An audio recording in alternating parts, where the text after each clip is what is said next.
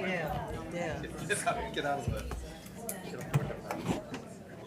All right, good evening. It is 6:01, Tuesday, January 23rd, City Council meeting. I'd like to call the meeting to order and acknowledge that the press and public are duly notified of the meeting in accordance with the Freedom of Information Act. Please join me in standing for the invocation followed by the Pledge of Allegiance. I don't usually read our prayers, but there was one at our church this past Sunday that I thought was worthy, so allow me a little gratitude to read one. Guide us, O God, by your word and Holy Spirit, that in your light we may see light, in your truth find freedom, and in your will discover peace through Christ our Lord. Amen. Amen. I pledge allegiance to the flag of the United States of America and to the republic for which it stands, one nation, under God, indivisible, with liberty and justice for all. Thank you. Desiree, you want to do roll call? Yes. Councilmember Campson? Here. Councilmember Myers? Here. Councilmember Anderson? Here. Councilmember Ward? Councilmember Hahn? Here. Councilmember Carroll? Here. Councilmember Pierce? Here. Councilmember Bogosian? Here. Mayor Pounds? Here. You have a quorum? Ryan, are these on? They don't seem to be. Yeah, there. Yeah. Is your green light on there? No. Turn on, hit the button. Is it on? You're down. Mine's on. All right. Sabotage. Plan B. Speak loud. We'll go Plan B today. Yeah, from here down, speak loud so we can, as we go. Ashley, are you on? Nobody's on? I'm on. Yeah, you're on. Hello. Got it. Katie, you're not on? And John, you're not? Share. It is green. No. Well, we can share. All right. First item 2 is election of mayor pro tems. We'll open the floor for nominations at this point. Mayor, I'd like to nominate Scott Pierce. Second. Other nominations? Nominate Jimmy Ward. Jimmy Ward. We don't need a second for nominations, but I would nominate John Bogosian. Other nominations? So we will vote in the order, I'm assuming, Desiree, just like our committee meetings, that we'll vote in the order of how they were nominated. Yes. Sorry, I'll let you catch up. Sorry about that. No, I'm good. I know you're doing multi-duties tonight. City administrator and clerk today. Or in a star today. The paychecks are I just want to outstanding. make sure, Councilmember Bogosian nominated Councilmember Pierce, Councilmember Hahn nominated Jimmy Ward, and Mayor Pounds nominated John Bogosian. Correct. Thank you. So you just want to do voice vote? Yes. First nomination is Scott Pierce. All those in favor say aye. Aye. Hold your hands up for a while so Desiree can grab this real quick. Okay. Desiree, you tell us when you're ready. I know you're, So Mayor Pounds and Councilmember Carroll and Hahn did not vote for it. You'd have to do the nays now. you got the yeas? Yes, sir. All those opposed? Nay. Nay. Got it. So that motion passes 5-3, so. Scott, are you going to call me every day to check on my health? I will not do that, Phil. Congratulations. I know where to find you. Do I? Yeah. I know where to find you. Fair enough. Fair enough. Thank you. Next item, citizens' comments. We have Mr. Klaus. He is not here tonight. Next one, we have Ms. Bev Miller. Thank you. Good evening, Council. Beverly Miller, 3 Fairway Village Lane. So as a resident, I listen to city council meetings when I'm not here and committee meetings, and I do this regularly. Don't judge me. I am what I am. 2 meetings in particular stood out in January. Public Services and Facilities Committee on January 11th and the Public Safety Committee on January 16th. In both instances, one committee member did not vote. There was silence, even when pressed during discussion.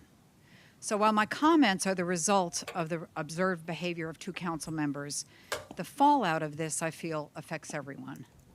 As I see it, each of you sits on these committees as ex officio members. The oath you each recited when you took office applies to committee meetings, the part where you will, to the best of your ability, discharge the duties of the office. Let's look at the rules. Our city code states that the mayor and each member present shall vote on every question unless disqualified by conflict of interest under state law. The reason for a disqualification shall be stated in writing and recorded in the minutes. In fact, the only reference to not voting at all is in section 1318, where members have a personal or pecuniary interest not to vote. I had to look that up, by the way. Then a no vote is allowed, but an explanation, I assume, would still be required. None of that was done. So here's the bottom line. The behavior is toxic to me. It's seemingly infectious and disrespectful to fellow council members, staff, and to those you serve. There's an obligation associated with any election to public office. It's an obligation to all taxpayers to fulfill the duties of that office. Any council member who did not vote in the committee meetings in January, I really feel needs to explain to the taxpayers, to the committee, the reason for not voting. This practice of not voting is unacceptable. If there's no plausible explanation for a lack of a vote, then it tells me this inaction was not about the vote at all, that it could be about the committee itself. Our city code addresses that too. Seems there might be two possible remedies. One, the council member can refuse the appointment to the standing committee. In other words, resign. Or two, the council can make changes to the membership of a standing committee as deemed appropriate. Is that drastic? Maybe. Is it justified? Yes. I feel it's in your hands as this behavior needs to be stopped. Don't allow this to become a pattern of behavior at any city meeting. As an individual, you can act however you want, but as a council member, you have a responsibility to fulfill your duties, and it's simple to me. You just do your job. Thank you. We have Ms. Cindy Solomon. Good evening, y'all. I'll be very short with my remarks. I've written you all letters. I appreciate your consideration. I live at 130 Ocean Boulevard, and I have suffered significant damage to my home and property from the beach erosion over the past 9 months, and particularly from the historic tide on December 17th. I want to thank you very much for your efforts to help mitigate further damages to the beach, to our property, and to our homes. It is appreciated. Second, I wanted to underline 3 action items that I've previously written you all about. 1, I very much encourage the development of a committee to include some local residents that is authorized to work with the city and other professionals to help identify the sources of the erosion, including looking at breach inlet, and empowered to propose a plan to the city, both long and short term. 2, I'm not an engineer, but I believe we need more sand and that scraping is not enough. The beach in front of my home has lost at least 6 to 8 feet of depth, so I encourage that we be looking at that. Finally, and 3, and most urgently, I'm asking that the city immediately suspend, withdraw, or amend the city ordinance that currently prevents oceanfront homeowners from building protective structures on their property and allow them to build a barrier or wall to prevent catastrophic damage. It is my understanding that this is an old ordinance, unique to Isle of Palms, and that it has not been shown to protect the beach or homeowners. And for the sake of brevity, again, I just encourage you, if you haven't read my letter, to please do so, and thank you for your consideration. We don't have any other people signed up. Okay, thank you. Thank you both for your comments. Next item is approval of previous meetings minutes. We've got city council meeting on November 28th, special city council meeting on also November 28th, special city council meeting on December 5th, special city council meeting on December 18th, municipal inauguration on January 2nd, and special city council meeting also on January 2nd. Is there a motion to approve? Motion to approve? I'll second it. Any edits or changes? Just had one Yeah. minor one, but I think that's already in the queue, so subject to those changes, everything's good. Yeah. Any others? All those in favor say aye. Aye. Opposed? Thank you. That's really good. Yes, sir. Okay. Next, we have a number of special presentations. First is the U.S. Army Corps Beneficial Use Projects. Jacob, would you join us? I think we've got your slides up. It's also in the packet. Jacob, thanks for being here tonight.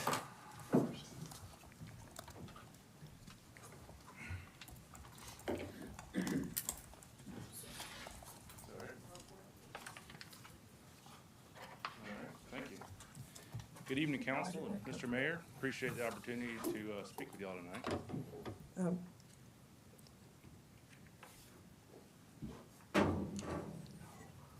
My name's Jacob Kaiser. I'm a project manager with the Army Corps of Engineers here in the Charleston District.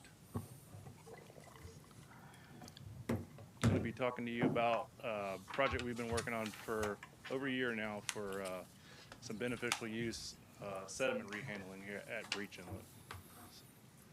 There we go. Give you just a little background of how we got here first. Help walk you through a little bit of this. As many of you may know, the Atlantic Intercoastal Waterway is a federal project that's under the purview of the Army Corps of Engineers. It was authorized in its current form in 1937, so it dates back quite a while. In South Carolina, we have 235 miles of total length of the waterway, and the Charleston District maintains 212 of those.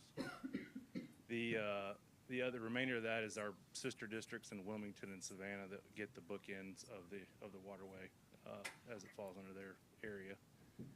It is 12 foot deep and 90 foot wide along its length, and as funding allows, we perform periodic maintenance dredging of the waterway to clear shoals and maintain navigation.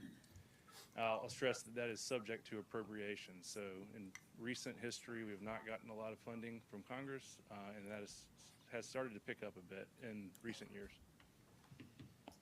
And the Breach Inlet Shoal, which is in the waterway itself, not Breach Inlet, is an area that we regularly dredge as funding allows.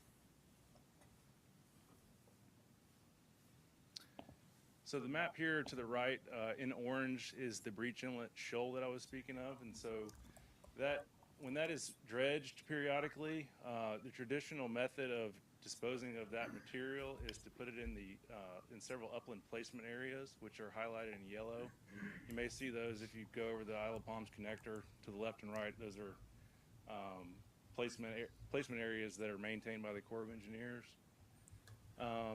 And then typically after a dredging event, we dewater those sites, and when they are full or at capacity, we will use that dredge material to raise the dikes further and then create capacity for future dredging needs. And in the past, the federal standard for disposing of that material was the lowest acceptable cost, which traditionally just meant we had to put it in the closest placement area and didn't have a lot of options for it under our O&M budget. That has changed a bit, and we're now allowed to consider life cycle cost and environmental benefits in the calculation of that standard. And this expands our opportunities for some beneficial use of sediment. And in this case, we have some sand that we're talking about. So the proposed project is the primary purpose for us operationally is to regain capacity in our upland placement areas. This is a site that's representative of what we're talking about. You can see there's sand. This is within one of those sediment, or in one of those upland placement islands. That material, so the idea is that we're going to remove this material and try to place it on the beach. And that material will be beneficially used at both Sullivan's Island and IOP on the southern end. And right now we're estimating about 500,000 cubic yards of sand to be placed at IOP. And for reference, a cubic yard is about the size of a typical washing machine. So 500,000 washing machines.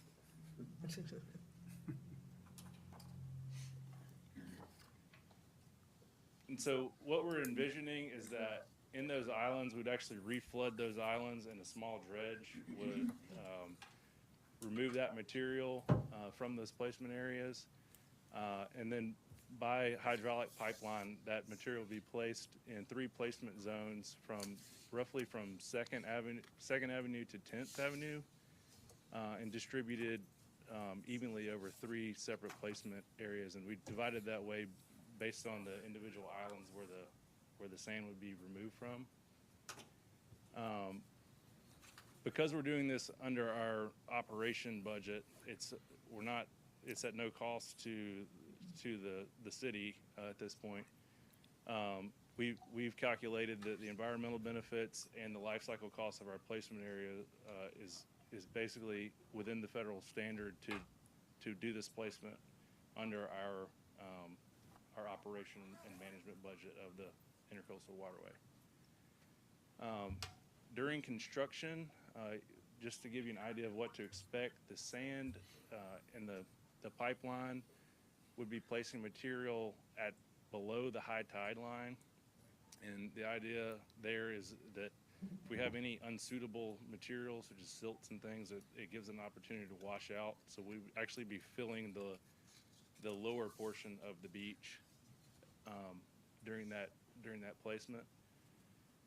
Let's see.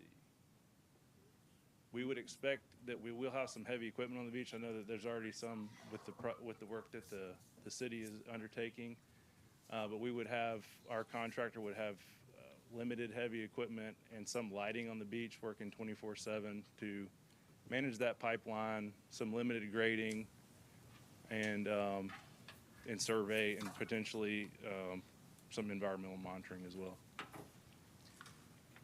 We expect about a 4-month operation at Isle of Palms, and on our current schedule, we're anticipating construction to begin approximately March of this year through August of this year. It's just the same map, just a little bit more zoomed in.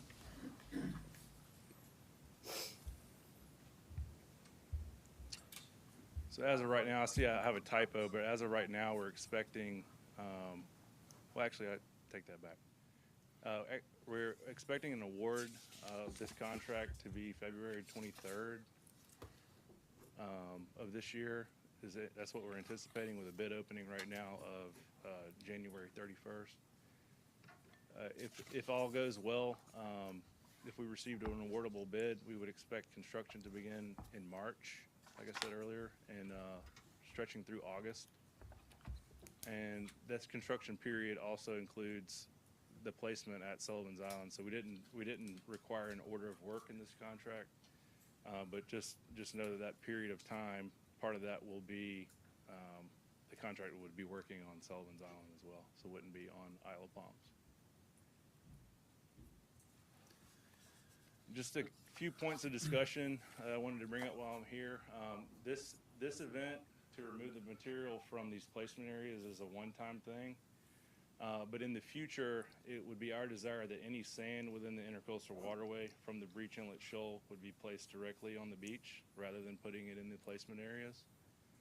I would also stress that this project is not a typical full-scale beach renourishment that you may have seen in the past, with lots of equipment on the beach, filling, making a dry sand beach and grading. And part of that for us to do it under our operation budget was to keep costs down, and also to limit the impact of equipment on the beach.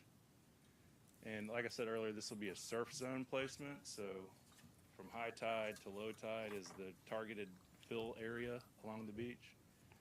And then also wanted to note that this is a separate and distinct project from anything that the town maybe, or the city may be undertaking separately. We feel that our project has benefits, that this sand would be a continuing source of natural renourishment over time. And so just wanted to point that out, that we feel that even without any efforts on the city's part, that there would be a benefit for this sand naturally migrating up on the beach. With that, that's all I have. I'll take any questions. Can we, and I don't know, Douglas or Stephen, if you all want to talk about, so the placement's happening, then what, from the city's efforts? Stephen here? Stephen? Yeah, he's right here. Where you at? And again, Stephen Drainham from Coastal Science and Engineering. Thank you for being here also.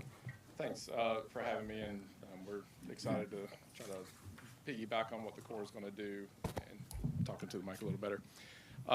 So what we would recommend from the city is taking some of the material, as Jacob said, that they're going to be placing a lot of the material, all of the material will be below the high tide line. If we did not touch that at all, a lot of that material will work its way up to the beach, the dry sand beach area, and create dry sand beach over time. It may take a couple of weeks to several months for that to fully occur. And then that material is also going to spread north and south and provide kind of natural nourishment for those areas. So if we didn't touch it at all, it would provide, you know, benefit for that entire area. I can't tell you exactly what percentage is going to move up in the dry sand beach and how wide that will be, because we're a little unsure of the, you know, how much is going to stay within the fill area and what the grain size is, but it should be a very, very significant amount. That being said, due to the state of the beach along that area, we would highly recommend that the city kind of jumpstart that process and manually move some of the material up into the dune along any of the areas that are currently eroded, along Breach Inlet, all the way, you know, up to a little further north where the beach is healthier, but they still have some dune impacts from the December storm. And potentially move a quantity of sand south of where the Corps is going to place it up into the dry sand beach that has been hit really hard the past several months. So that scope could be anywhere from 20,000 to 50,000 yards or more to move that.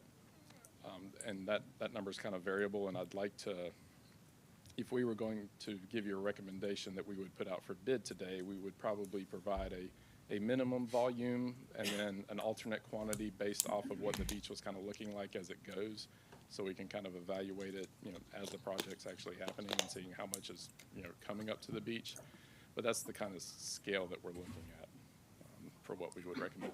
Stephen, how does those cubic yards compare to the 500,000 dump? I mean,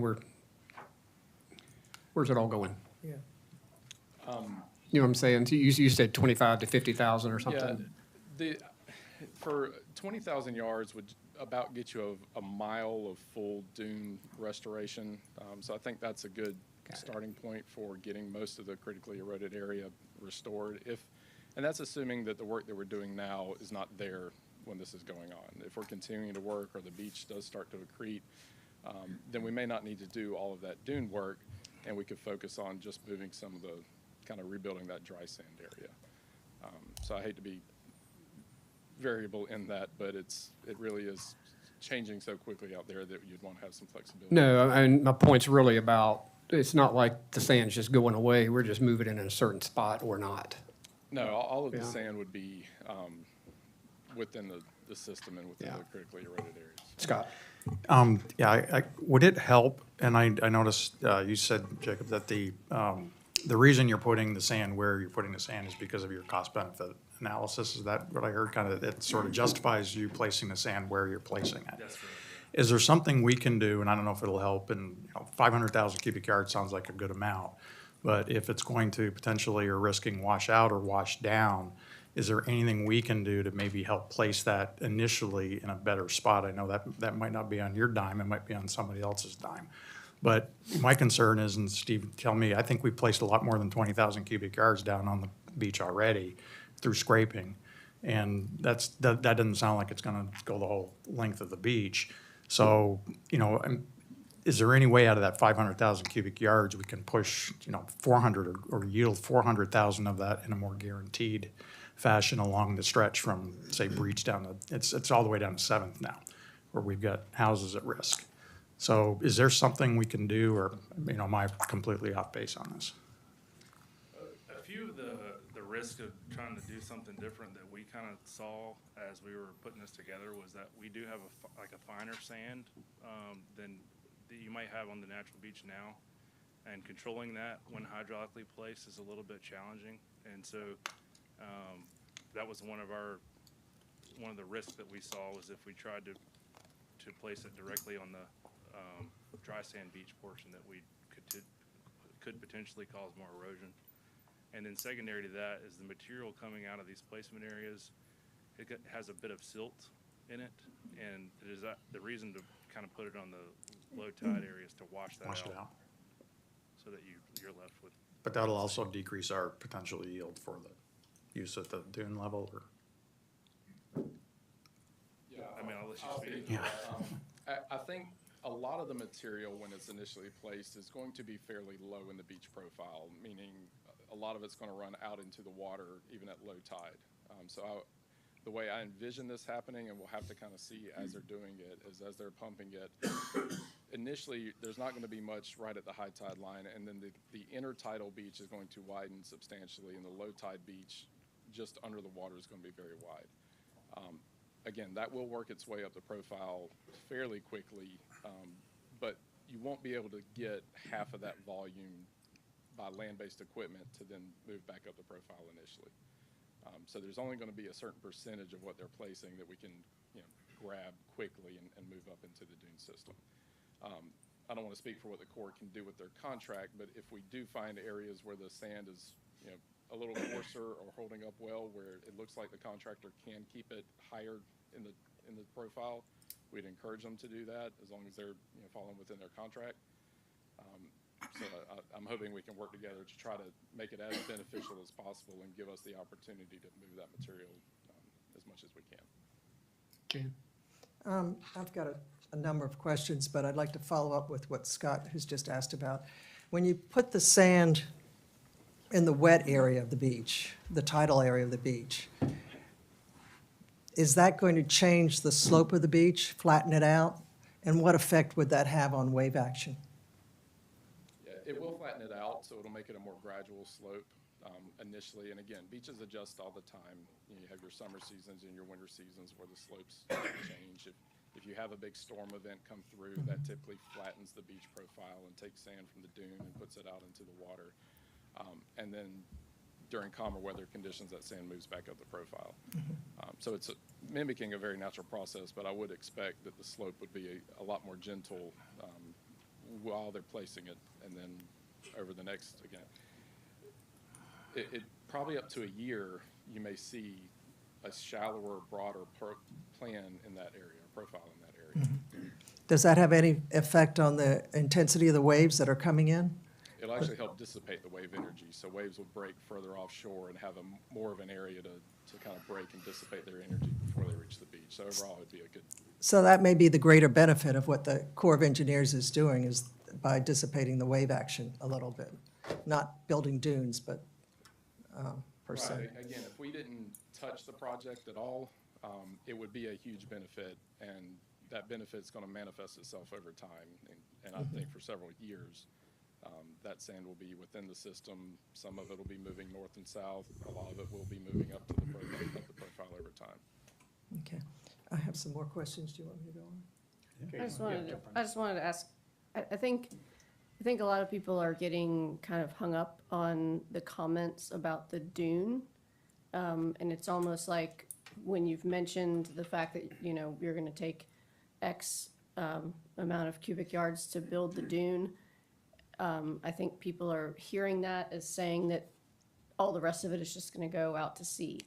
That's not the case, right? I mean, all of this sand is still going to be benefiting, or the vast majority, the Isle of Palms. Now, granted, some of it's going to move south, as it always does. Is that correct? Yes. Okay, thank you. Stephen, that was very succinct. Yes. Is there? Hang on, let me. No, go ahead. Yeah. Ashley, then John will come up. Sorry. I apologize if I missed this earlier, but where exactly is the Army Corps dropping the sand? I mean, I know it's on the south end. The south end from approximately 2nd Avenue to 10th. So they're gonna spread it out. And you said three correct. drop zones, right, that you had? Yeah, we left some flexibilities for our contractor to either distribute that evenly across the entire area or to sort of build a series of deltas, just to give them the greatest flexibility and keep the cost down. And you said that will help, make more dry beach, but will that sand eventually help build up more of the dunes, or not really? Yeah, it will. Anytime you're adding sand to your sandbox, again, nature eventually is going to shape this into a natural profile. So even if we're placing all the material in the low tide zone, that sand over the next couple of weeks to months is going to move up the profile and then widen the dry sand beach. And once you have a dry sand beach, the dunes can start to heal naturally, and we can install sand fencing and vegetation to help promote that dune growth, or manually build dunes in areas that, don't currently have them. And just last question, has the Army Corps looked at what's happened since December 17th out at the area? Well, I'm sorry, what was your question? Like, since our December 17th storm, has the Army Corps, looked at what has happened additionally since, our last storms prior to that, to determine that this is, an appropriate project with the right amount of sand, and just to make sure that we're So for addressing what's our needed. project, we have a limited amount of sand. It is what it is because it's coming out of these upland placement areas, so it's a fixed quantity. We did not, so as I mentioned earlier, that we're not trying to undertake a full-scale beach renourishment, so the high tide line is going to move a bit, and our goal is to stay below high tide and deliver that material to the beach. But we still feel that our area that we picked is appropriate for what we're trying to accomplish. John?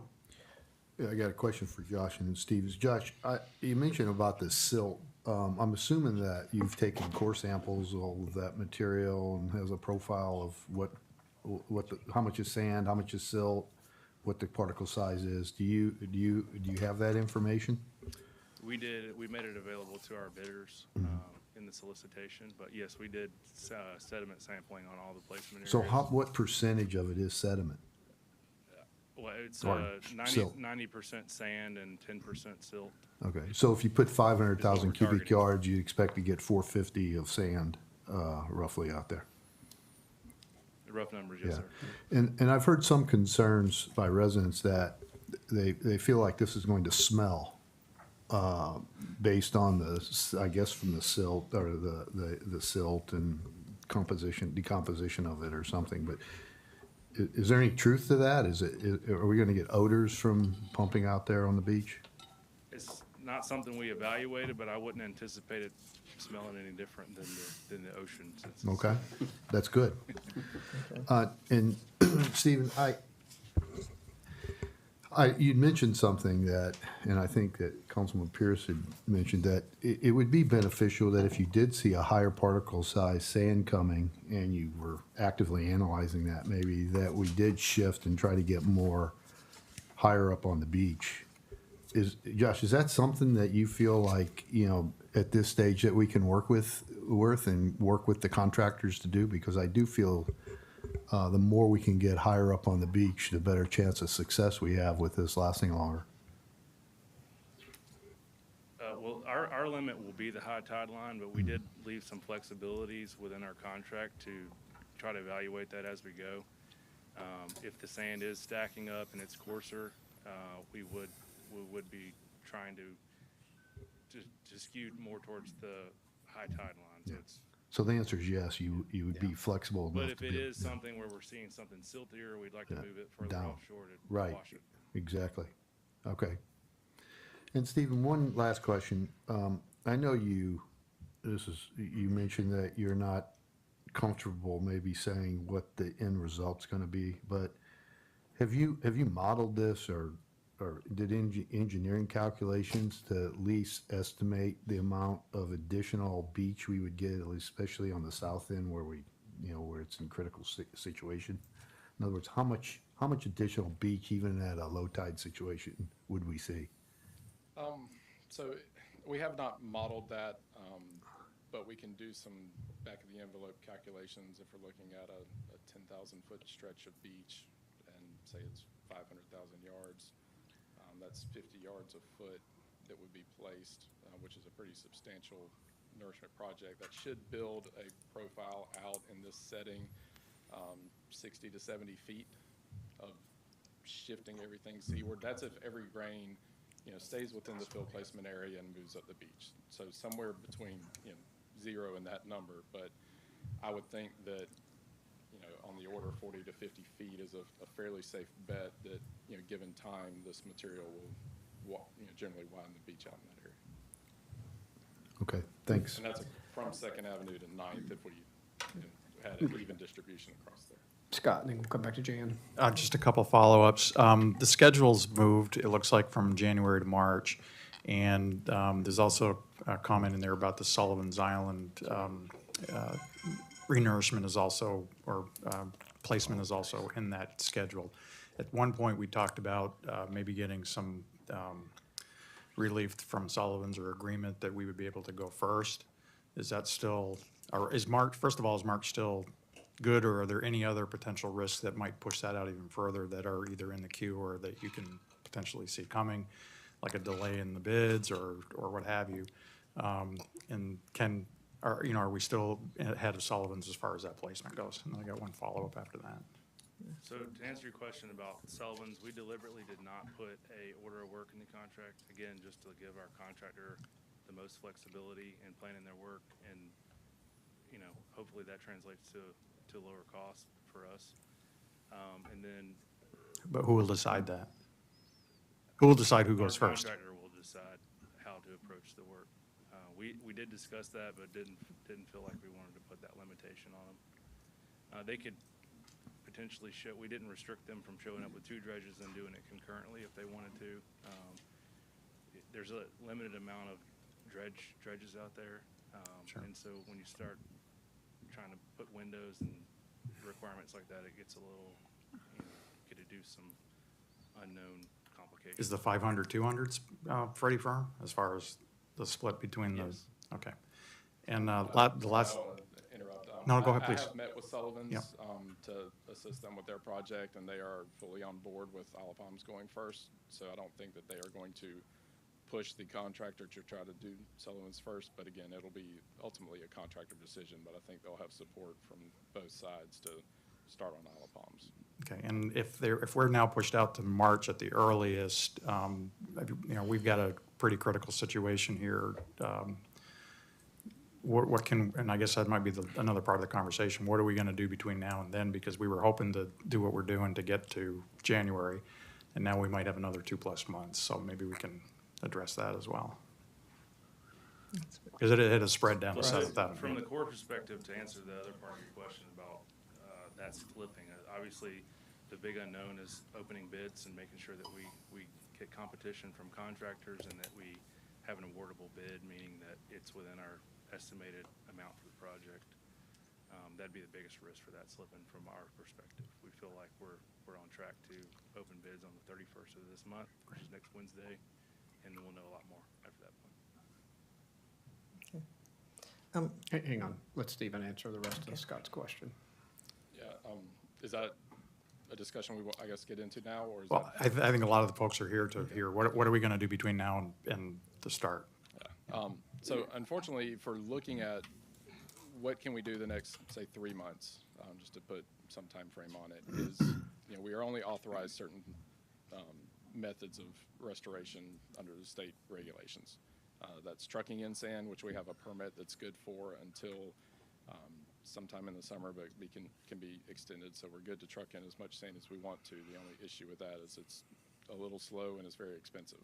We're looking at, we're still, I think, about $42 a yard for every yard we're bringing on sand there. Any property that is still within that 20-foot emergency condition, we can continue to scrape sand as long as sufficient sand is there to be able to scrape.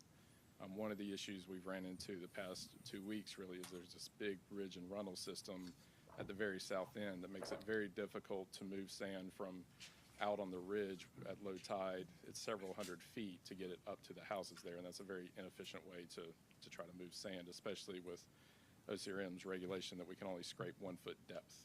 If you could scrape it very deep and load up a truck, it'd be a lot quicker process to be able to do that. The sandbags were kind of knocked out by that winter storm. That's something that if we felt like was needed, we could go back down the route of trying to bring in sandbags again. But those are really the only short-term options that we do have for trying to maintain a dune, add more sand to the beach. Was that permit just down to 300? There was a certain address on 300 block, or can you go down further now? For which You were scraping, even on the scraping or the replenishment? scraping is really, and we're having to kind of update these permits regularly because OCRM really kind of intends for these to be a one-time event for the scraping. So we're in constant communication with them, letting them know what we're trying to do. But any property that is within that 20-foot criteria would be eligible for scraping. So that's, just, it's kind of case-by-case basis. And most of the houses as of today are we have at least 20 feet of dry sand. But especially right at the south end right now, it is a struggle to kind of keep pace with that.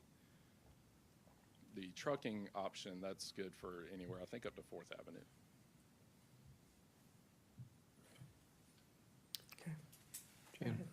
I just had another question that the neighbors that live in that area, I'm sure they appreciate all the effort that's being made, but because of only being able to work in low tides, there is work that goes on at night. And I guess a few have complained about the noise. So my question is, I guess, first of all, in terms of how you are going to transport the material that the Corps is placing, will it be piped in or trucked in, or how is that going to be placed on the beach? That's my first question, and then follow up about how much noise it would be made doing that. Yeah, for that effort, a little of it depends on who the contractor is and how it's awarded. In the ideal world, the same contractor that the Corps is using for their project would be the low bidder on any additional work, because they'll have equipment out there, and as long as, again, we can work with the Corps on their contract on where sand is placed, one of the benefits of this, and tell me if I'm wrong here, Jacob, but the material is being paid for out of the disposal areas. Is that correct? So the actual fill on the beach isn't necessarily a design fill that has to be built a certain way. And if we have that flexibility, then the contractor can place the material, again, as long as it's suitable, up higher into the beach, or help kind of work on that dune project at the same time as they're actually placing it. And then as they have downtime, they could take it either via truck or scraper pan or some other equipment if we have to spread it north or south of where they're actually placing the Okay. material. The question is, and I don't understand how it gets from the fill area Right. to the beach. So bulldozers and trucks would be the. So the material is taken across the intercoastal waterway, Through- placed on a truck, No. and then moved to the beach. No. Thank you. That's what I'm trying to figure out. For our project, we anticipate that being delivered via a pipeline. A pipeline, Yeah. okay. So we anticipate having a small cutter suction dredge. Uh-huh. within Okay, the that's place what I- there, yeah, and it would be delivered in water and sand and slurry via pipeline. And is there much noise associated with that? So to make this feasible, we would be a 24/7 operation. Yeah. There will be equipment on the beach working at night that will have backup alarms, but it would be limited to managing the pipe, so I wouldn't anticipate as much noise as you might hear from a full-scale beach renourishment. There would be some inconvenience, but short-term inconvenience for long-term gain is kind of the way we're looking at it. Okay, then we would ask that, because we know your schedule is variable, that if there is some way that we could help you notify the neighbors, at least to let them know when you will be working at night so they can act appropriately. It's if every they need night. to. It's 24/7. Yeah, it'll be It's every night. 24/7 for that period. But, yeah, when the period actually starts, I mean. Once we, if we're successful in awarding a bid, then we will get a schedule from our contractor and be able to share Yeah. that with the town, exactly kind of when we anticipate work starting and which zones of that placement area and parts of the beach that they would be in at certain times. So Yeah. It anticipated, although they're working 24/7, progress down the beach for like an individual homeowner, they may be inconvenienced one evening and then the next evening, the contractor's a little further down the beach. So, Elizabeth? Oh, go ahead. Go ahead. Very good. Thank you. Sorry. Didn't see you raise your hand. Stephen, you mentioned the additional work that we hope to do here. Is that a separate permit that we're already in the process of applying for? That might have been more of administration. I mean, are we tacking on to the Army Corps, or is it a state? We're tacking on to the Army Corps, but we are confirming with the Corps regulatory side that they are comfortable with what we're doing, and I've got messages in to them to confirm earlier discussions, but, yeah, I think OCRM, we're good to work, through their permitting, and we're going to be doing this as much as we can at the same time the Yeah, core that's project is going on. I think we'll probably give them several weeks to kind of get started, get most of the equipment, and work area out of the way, and then we'll look and see how the beach is responding and kind of finalize the placement area and work from there. Thank you. Thank you. Just the last one, yeah. Last question. Do you feel like you've got all the resources and everything you need to hold the line until the Corps gets here, this project, on the south side of the beach? Well, we've started trucking in some additional sand this week from an endless source to try to really focusing on the areas where I mentioned that ridge and runnel is, where it is very difficult to scrape. I think we can hold the line barring another event like we had. If we have another major event, we're going to any event will erode the dune, so we'll have to come back and rebuild that again. We're trying to balance importing sand again at a little slower rate with the scraping effort, and I think we're doing an okay job right now, but we're going to keep on it every week and working within the budget that's been approved right now. We kind of are forecasting out how long we think we're covered, being able to import sand. So again, I can't predict the future, but I think we're okay. And Mayor, Yes. if I may, just tacking on to something Stephen said, just for perspective, the contractor has been asked to mobilize about 5,000 cubic yards of sand this week. That is roughly $220,000. Trucking in. Yes, sir. Ashley, last one, then we'll move on. So a number of the beach access paths along Ocean Boulevard have been impacted. So residents on Carolina and Palm in that area can't safely access the beach. Is there going to be any effort to reestablish those paths where they're safe to access? That would be part of our design for any of the supplemental restoration would be, restoring any of the dune access areas and really, restoring any of the dune areas that have a significant scarp kind of throughout that entire project area. But yeah, we'd certainly look at that. So Desiree, what we're trucking in was 200 and something thousand, give or take, Yes. right? We- If you don't have it in front of you, or where are we budget-wise, kind of bumping up on the number? I don't have the hard numbers, and last invoice we received was for work through the end of December. So there's a lot of work that has happened this month, but roughly around $700,000 left. Okay. Don't tell Stephen. And that includes the state money, the matching fund. Yes, sir, Right. it does. Yeah, good point. Stephen, Jacob, thank you all. Thank you. Appreciate it. Yep. And Glenn Jeffrey is also here from the Army Corps. Thank you for support. Next item is presentation of Dominion Energy Tree Trimming Project. Mark Branham is here, arborist with Dominion Energy, and guest. Thank you for coming. See, you guys are already busy on Sullivan's. Yes, Go ahead. sir. Yes, sir. Good evening, Mr. Mayor and Council. Thank you all for having us.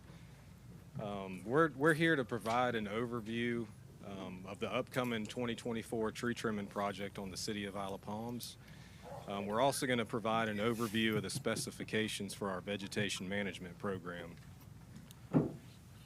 So the Do you want us to put the presentation up, or? We're just Okay, talking from notes. perfect. Yes, sir. The primary goals of our vegetation management program is safety and reliability. The vegetation management program is critical to resiliency and reliability. With that resiliency comes faster storm restoration. So obviously, being on the barrier islands when we have the big hurricanes hit, having our proactive vegetation management program really helps us have a resilient system so we can, restore the power much faster. It also increases safety for our employees and the public, which is very important to us. So our vegetation management program is very critical. So this particular project, it's 87 miles of distribution line, and approximately 17 miles of that is within the city of Isle of Palms. Other portions of the project include Mount Pleasant, Sullivan's, which is where the contractor's trimming now, Isle of Palms, and then we'll go out to the barrier islands, Dewey's, Capers, and Bulls. We are on a 5-year cycle.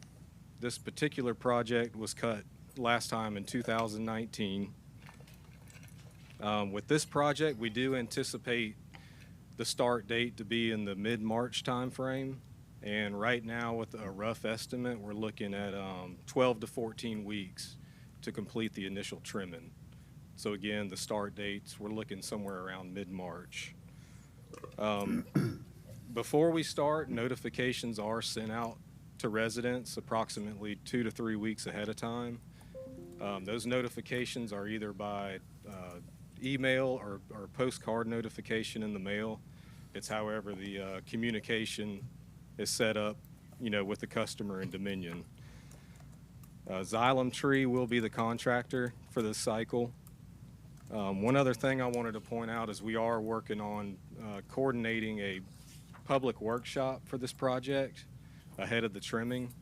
That'll be a good opportunity for customers and residents to come out, ask us questions about the project, look at the maps, talk about scheduling, and really just to learn more about utility vegetation management.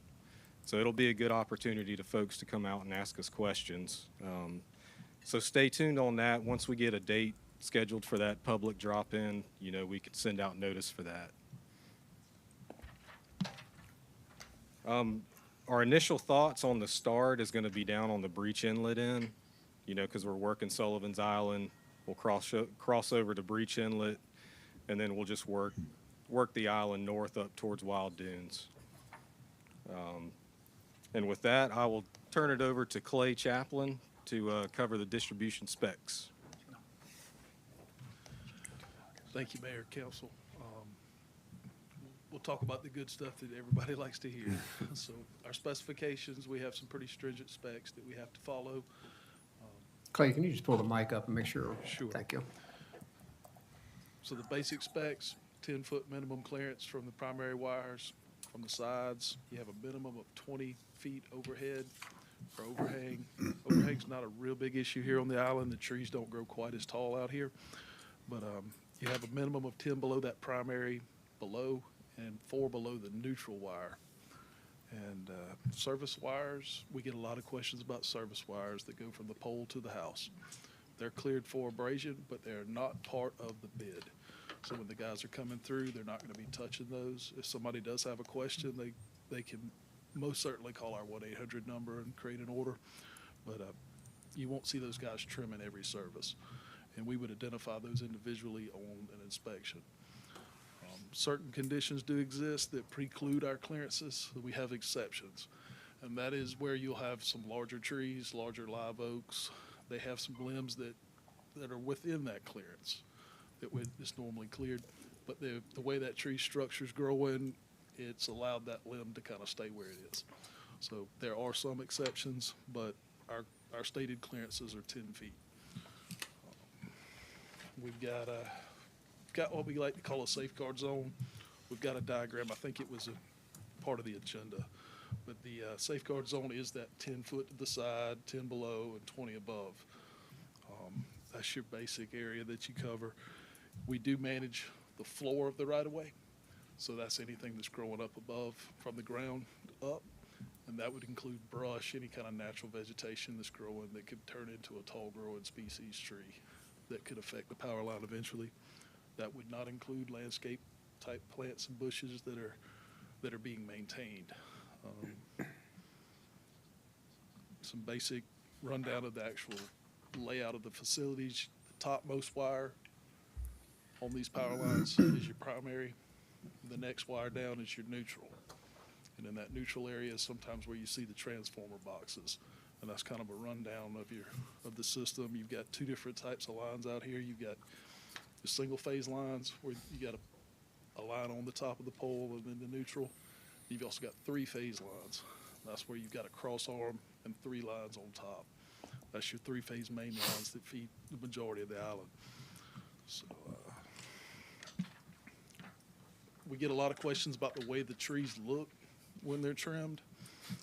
And the majority of our trimming is going back to old cuts from previous cycles. So we're trimming a lot of regrowth.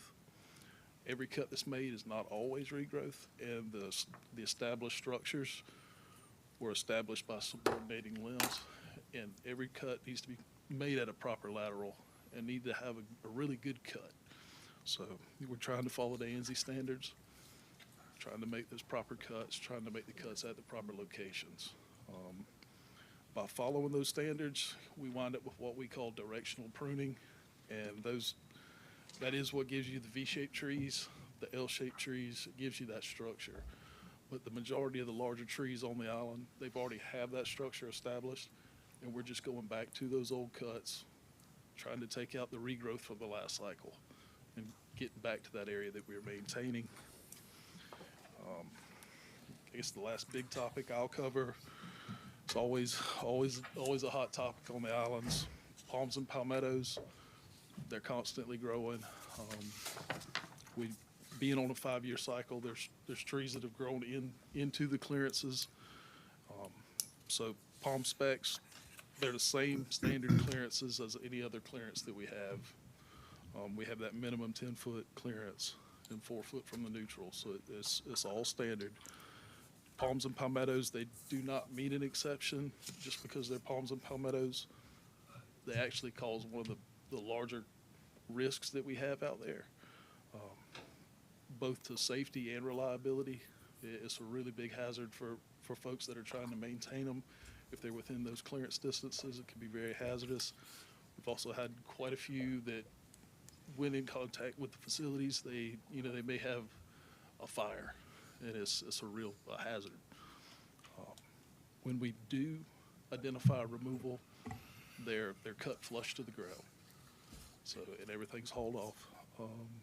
Customers that have palms and palmettos that are identified, we would reach out to them beforehand, and everybody would have ample notification that would be occurring. And that's what I have for y'all today. If you have questions, be glad to answer. Desiree? Yeah. Clay, have you all completed the inventory and identified exactly how many palm trees are expected to be cut? We have not, and what we have done in the past is we work those at the end of the actual work, because we'll let the guys trim through, and they'll leave the palms untouched as much as they possibly can, and then when we come through on a final inspection of the work, we'll identify the issues. We'll get a number that we can share with you and with some locations, and we will share that information with you once we have it available. But it would be several months from now when that's available. Thank you, Clay. First of all, which are the streets that you will be doing your pruning on? It's not the entire There's a island, all map. streets. There's a map in the packet. Okay. All right. Sorry, I didn't see that. Sure, it Okay. would be any primary overhead lines that we have. Okay. There's a lot of underground on parts of this island, but there's a lot of, especially on the lower end of the island here, Yeah, it's there all are, over. just about all over, yeah, okay, thank you. Right. The second question is, and I've looked at a lot of trees and right-of-way in my job, and a lot of times, the pruning was one side of the tree, which endangered the tree it was in danger of falling over eventually. And I was just wondering, when you're pruning, do you take that into consideration, the fact that the offside that you will not even, that's not in the way of the power lines should also be trimmed to balance the tree? We don't trim to balance the tree, but if there's a concern, we're always willing to talk to a resident or a customer about that if they've got an issue. But you don't do it yourself? We're always willing to talk to it because each individual situation is going to be unique. Okay, thank you. Have one question? Yeah, Scott, sorry. I'm just curious with the 17 miles over 12 and road over 12 to 14 weeks, how many crews, just for purposes of knowing how many crews do you anticipate on the island running simultaneously? The crews that they're using now, they've got about 4 buckets right now that have been working. and they've They'll be got a- scattered about. Right, and they kind of work together, but you might have two in one location and two over here. They'll work kind of nearby usually. They do have a separate truck that helps with debris, but they do have some other chippers too, so they can all kind of pick up what they can. Thank you. I just wanted to reiterate, all this information is online, and if residents have any specific questions about a tree around their property, they can call their 1-800 number, and they will talk to the arborist and answer any questions and try to mitigate any challenges. I'm assuming we're roughly 1st of March would be this public hearing that you may be targeting, if you're targeting mid-March to kick off. Is that kind of timeframe Yeah, guess? Late February, early Yeah, March, try to okay. get a workshop with y'all. All right. Can I get one? Yeah. Desiree, can we make sure we communicate to residents that this is going to go on through a variety of different forms? Just to me, I think this is always catch people by surprise and Yeah. a lot of causes and everything. I think the more we can communicate it when it starts and what's going to happen, the better. We're trying to wrap up the date for the workshop, and once that's done, that'll go out into the ether. Okay. Thank you both. Appreciate you being here. Yeah. Next is presentation of Community Enrichment Plan Citizen Engagement Survey. David McNair's here. Just by a quick way of recap, and I know, David, you'll hit some of this, but this was the resident business survey that went out late last year. We had about 750 responses, which was great. You may also recall when we started this project, the city, in collaboration with Explore Charleston, we have a couple of reps here from Explore Charleston tonight, the College of Charleston, and the McNair Group, Mr. McNair has joined us, is pursuing the development of a community enrichment plan using residents' voices as the main driver of the process. The travel and hospitality industries are vital to the island's identity and economy. Improving the quality of life for residents is one of the main strategic priorities in our strategic plan. Residents' quality of life also plays a significant role in tourism success and is critical to the community's overall well-being. City aims to maintain an equilibrium of these elements for the longevity and prosperity of Isle of Palms. And a little bit later tonight, we'll talk about the resident business committee that we'll put together for this. So David, thank you for joining us. Appreciate that. You bet. Thank you for having me. And that was a perfect intro. That saved about 2 slides. So thank you for that. Sorry. No, so this is the follow-up to being here in September and talking about what is a livability plan, what are the components of it, and how do you start with the discovery process. So best place to start is with a survey that creates across residents, businesses, even visitors to the island. So what I want to do is just recap that for you, and I'll do it rather quickly so that you can come back with questions on specific areas and be sensitive to time. You can imagine with a survey of this magnitude, there is a lot of information in there. And I have with me just the comment section of the survey alone is about 70 pages, small font. So people have a lot to say, from where golf cart parking is to where bike racks should be to underground lines, and you can imagine everything in between. But the important part of the survey, and the reason for doing it, is to let's knock out priorities. How do we look at what's most important to particularly island residents? So the first is a demographic with almost 750 responders. As you can see, full-time residents were 70% of that database. Part-time residents taking nearly 20%. And then we had the business owners, both if you were a business owner and a resident, or just a business owner, combined about 7% of the survey.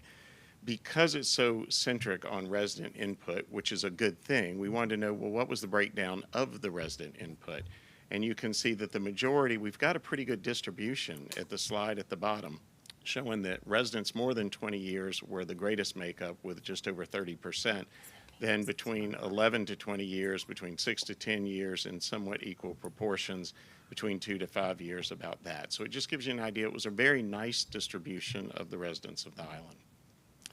If we look at the overall quality of life on the island, 76% say it is either a superb quality or nice quality with a few key areas needing attention.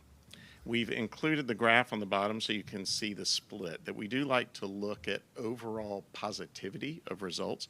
So people saying that it's a very nice quality, yes, there are a few areas we absolutely go in expecting that's going to be the largest bar, because few people would say it's perfect, don't touch it. But as you see, 76%. 20% say nice quality, but it's declining and have concerns. We generally look for anything that hits about 25% or greater in a concern area like that. I term that emergency room. Let's go directly there and find out what those concerns are. So it's getting up there with 20% saying I have some concern areas. We'll break those down, obviously. Like to start with the survey strengths. I also think it's good to just keep in mind that anytime in survey results we see 80% plus answering a question, that's sort of a culture. It's not only a strength, it's the culture. Now, if it's a negative, that's a concern for a negative culture. So keep that in mind as we look for things that are in the general 80% or 80% plus. That is what defines your beautiful island. So 82% say they are very pleased or generally pleased as it comes to safety for island residents. That was the single strongest comment on the survey. 81% saying very pleased or generally pleased, ensuring the natural environment and beauty, and 79% saying very pleased or generally pleased that we provide high quality facilities, social recreational pursuits, volunteerism, and community spirit. So if we just backed off on that slide alone and said that's sort of the feel of the island, what a nice beginning. Being a safe place to live, when we explored that a little bit deeper, 98% saying that they agree or somewhat agree with that statement. Emergency response, another strength, 87%. And again, you can just see in the bar breakdown, combining the strongly agree with the somewhat agree. And if you look at is IOP appropriately proactive to ensure that we protect and work to improve this community, 75%. This starts to really dive into anything that falls in that 25% that wasn't generally agreeing with that. Where does that work need to be done? And so we'll talk about that. As we look at the communications from the city, 72% pleased or generally pleased. The far right side of that breaks down what people most like in the communications, and you can see email is dominating by far. A lot of comments back that up, that they don't generally go to the website to look for information. They want that information pushed to them in some form or fashion. Social media was another one that got a lot of mixed reactions, some wanting more, some wanting less, but you can see the percentage in there that use that. Text messaging and alerts for emergency response, very good. So let's transition from that to the lowlights. If we go from what was the strength of the survey, let's just hit on the things most pointed out. 58% saying there is room for definite improvements or you are simply not meeting expectations in terms of managing traffic congestion during peak season hours. I don't think that shocks anybody. 44% or definite improvement or not meeting expectation in attending to parking for specifically island beachgoers. 36% say for regulations of short-term rentals under current ordinances. We'll get deeper into each of those issues so you can see a little bit of a breakdown and then see where the questions may be. When we looked at traffic management during high visitation times, the statement was, do you think we need a more creative approach? And that was the winner. So perception is there's still some alternatives out there that maybe haven't been explored. I've worked with many a community looking on issues of traffic and parking. They are not easy. They're very complex. One fix creates another problem. It is a matter of oftentimes communications to the extent of what's being looked at, but it is an encouragement to say we think there are some more creative approaches to how that can be managed. If we look at rental properties, we have a good balance of rental property on the island. You had 71% say yes to that. And we need more attention to the enforcement of our current rental property rules, 69%. I will tell you when it came through the comment section, I'll break it down a little bit, there were more comments about short-term rentals, pros, cons, and everything in between. You just see a lot of comments with regard to that. I will say they usually were enforcement, not am I all for it, am I all against it, but there were comments encouraging. They felt there was more room for enforcement on short-term rentals. If you look at the most pressing environmental issues, 46% stormwater management ranked first, beach preservation second, water quality, which had a lot of septic tank management comments and questions at almost 30%, reducing litter at 24 and 18% sea level rise. Overall island services. So this gets into the open comment area. As I said, about 70 pages of open comment areas. So what we try to do is summarize that for you and layer it into the priorities of what people felt. So if we looked at the 276 total comments on just the island services being offered, which was question 2, 72 specifically on short-term rentals. People, many saying this is a divisive issue, let it go, we've already decided, why is it on a survey? So there were a lot of questions there. However, the other things had to do with enforcement. So it was, you could really divide those responses between, I don't think we're doing enough to enforce, and some of those obviously fall over into noise regulations and parking and traffic also, but they generally were under short-term rental comments. 61 on traffic safety. The word day tripper was amazing how often that was used. So a lot of day trippers, and that was it. It's how are we handling it during the high peak congestion times, and the concerns for safety and suggestions on walkways and bike path improvements. 25 comments on parking items, 22 on enforcement. They were generally all noise. I mean, yes, you had a few on parking and septic and speeding, but the predominant was noise violations. 5 environmental and 22 were totally positive comments that were completely unsolicited, because the question said, if you have a concern in these island services, can you give us more information? And they just said, we are so pleased, the city's doing a great job. So it was nice to see, even when prompted for what is your concern area, there were still 22 positive comments submitted. In the communication specifically, 91 comments all across the board, but I would say the most noted was frequency of communications. Like, I didn't hear about that, it wasn't timely enough. I think more frequent communications could be used. A lot of praises, again, came in for the communications that were actually taking place, which is something I will tell you generally we do not see when we're asking for, and if you would like to justify where you had a concern, and yet what they're giving us back are some praise comments. Again, both sides of social media, and then a lot that were just very, very individual specific that you really couldn't categorize, and I would not say helpful suggestions, just a story about where a communication was missed, or they wish they had had more on this situation, but very one-off comments. The environmental priorities had 53 comments. Septic tanks ranked as #1 by far. You, again, saw every side of the issue. You saw people in favor of it. You saw people very opposed to it. You saw people that wanted lower pricing for connectivity and talking about the cost of them. But I don't think it's anything that was overall illuminating for what we know already, other than to say we have people on all sides of the issue. I just commented 3 on coyotes, and beach nourishment had 3 overall, talking about some saying it's costly and unsustainable and wasteful. But that's 3 comments. 116 comments on the recreational offerings, lots of positive. The youth programs, the quality of the programs, you name it, the variety of the programs, many positives came through. But the increase clearly were increasing pickleball. Not unusual, as it's the fastest growing sport in all of America. But people definitely want to increase pickleball, lighting for pickleball.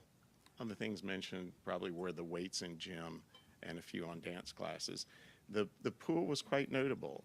Indoor pool, indoor-outdoor pool, the uses of the pool, quite a bit there. Some senior offerings, and then just followed up with the positives, which was nice. So we saw in the beginning the strength of recreational. It was confirmed in the comments that came through. And then community engagement survey, we always like to end it with celebrations and recognitions. If all we do is go in and talk about what needs to be done, but it's nice to hear, well, what's been done. 224 of those comments, and they are an absolute joy to read. So what I always encourage is passing these along in every verbatim back to staff and for all council members to read, and challenge the question, how do we creatively reinforce these?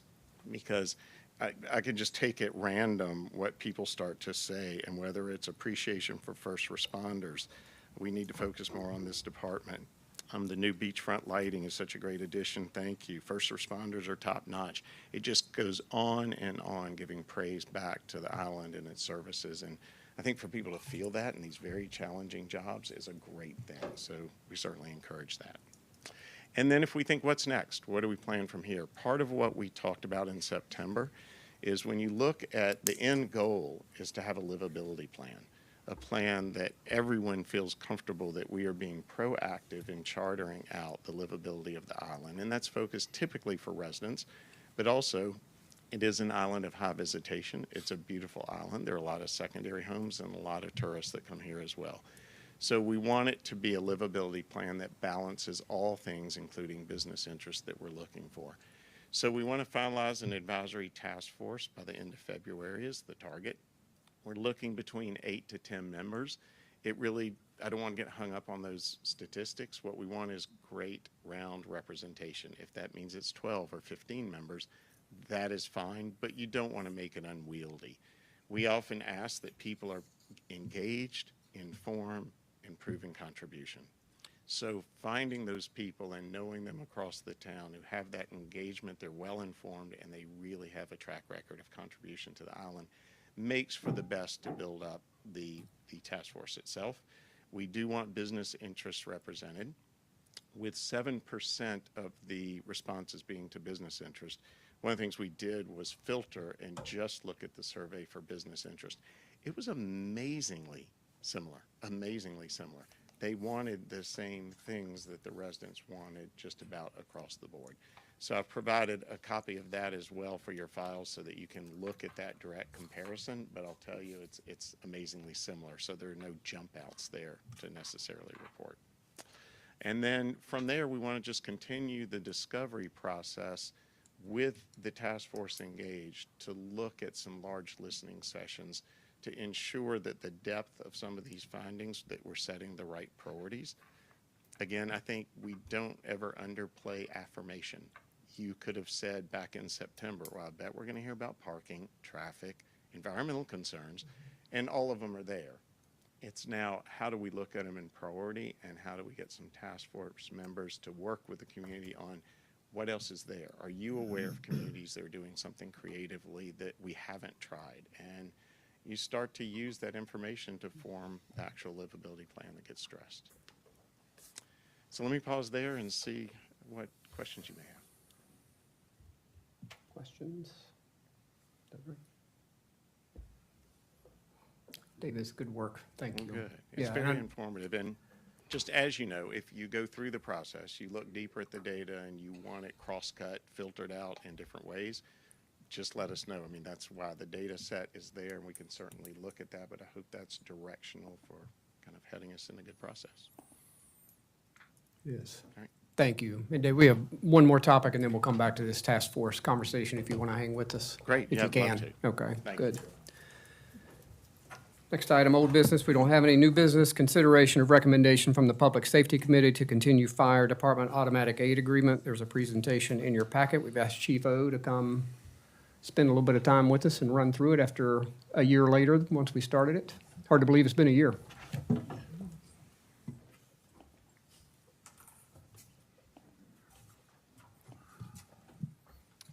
Thank you, Mayor and Council.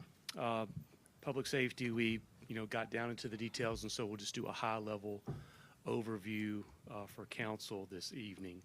So our recommendation is to, we beta tested this for 12 months. We started January 4th of 2023. We've looked at the data. We've talked to our personnel. We've looked at the things that might be more difficult to measure as far as collaboration and synergy and those type of things, but the standardized operations and the ability to share resources automatically for us has proven extremely valuable over that 12-month beta test window. So our intent and our recommendation is, to continue to move forward with the automatic aid agreement. Just to hit a couple little points really quick. So in 2023, auto aid given, when we responded to our auto aid partners, we found that 84% of those calls that we were responding to, we were canceled en route. And so the vast majority of those, we never left either the fire station or the city of Isle of Palms for the vast majority. 88 of those calls, we arrived on scene. They were actual emergencies. We got great experience. We worked, established interoperability, equipment familiarization with those other agencies on scene. So great experience for our personnel. And I'll jump back down to auto aid received. So for us, numbers were similar. 81% of the time we were canceled, or our partners were canceled en route as they were responding to Isle of Palms. almost 19%, 18.93, so basically 19% of our calls we had here on the island, on Isle of Palms, were actual emergencies where on 53 of those occasions, we utilized our resource partners. So you can see those numbers are very similar when we're even a smaller municipality. So we're very happy with those numbers. It bears out what we were thinking that they would be. Some of the benefits are a little bit more difficult to measure, but we were very pleased with the results. Training, we found we had a lot of different training benefits through shared knowledge, advanced technology that would not have been available to us. Training schedule flexibility, we've had the City of Charleston, Mount Pleasant come cover our stations while we could attend training to do our live fire activity at the Mount Pleasant Training Facility. We're doing that again in February. At the end of February, we're going to have our auto aid partners be here at our fire stations so our personnel can get the training that they need. And that's at no cost to us, no overtime associated with it. Also, through the training piece, we see multi-agency command simulation training. That's at the City of Charleston on the old Sofa Superstore site, where we do that every Friday when we have the ability to make that happen, to get there with our personnel. We do quarterly training, which is fantastic. We went to the Cinnabar in Mount Pleasant, that old theater there, and did a lot of commercial operations that we would have here in our large big boxes with our strip malls and our hotels and our large places on Front Beach that are similar. So we would work with St. Andrews Fire Department, Mount Pleasant, Sullivan's Island, City of Charleston, North Charleston, and build those relationships. Special operations training for hazardous materials, rope rescue, that's been fantastic. Those are specialties that are difficult for us to train to that level, difficult for us to finance for that type of training. It's very labor intensive and it's very impactful to the budget. So utilizing those resource partners where we can train up to the awareness and operations level at no cost to us is a great way that automatic aid has helped us out. The other additional benefits, meet NFPA 1710 staffing levels. When we are responding automatically to any location, whether it's a low, medium, or high hazard risk occupancy, we meet NFPA 1710 on that initial alarm. So we can have upward, 18 people respond to a single family residence. We can have up to 35 firefighters responding to automatically to a commercial structure here on Front Beach or Wild Dunes if it was a confirmed residential structure fire, if it came out that way from dispatch. And that's fantastic. Well, we definitely need that automatic response with traffic, with distance, and with wind-driven fire potential that we have here. Increase in efficiency, safer working conditions, and again, the cost-sharing piece has been fantastic. We've latched on to a lot of different training opportunities that would have been very impactful to our budget, but we were made aware, we were able to share cost as we go through the process. So that economy of scale helps in the training aspect, it helps in the response aspect, and everything that we're doing. So it's definitely the lifeblood of what we do as far as training to be prepared. And automatic aid, the response piece and the training go hand in hand. So we definitely want to move forward and just wanted to hit the highlights unless y'all have any additional questions. Questions? Yep. I'd just like to say that I think that automatic aid is something that just magnifies our abilities to respond to any emergency on this island. And we're more than happy to share our resources with those who can back us up like that. So thank you. Absolutely. Thank you. Yeah. Chief, thank you for making this happen. This requires a motion and a vote, so. I make a motion that we continue the fire department automatic aid agreement. Second. Any additional discussion? All those in favor say aye. Aye. Opposed? Thank you. Chief O, thank you very much for you and your team's effort on this.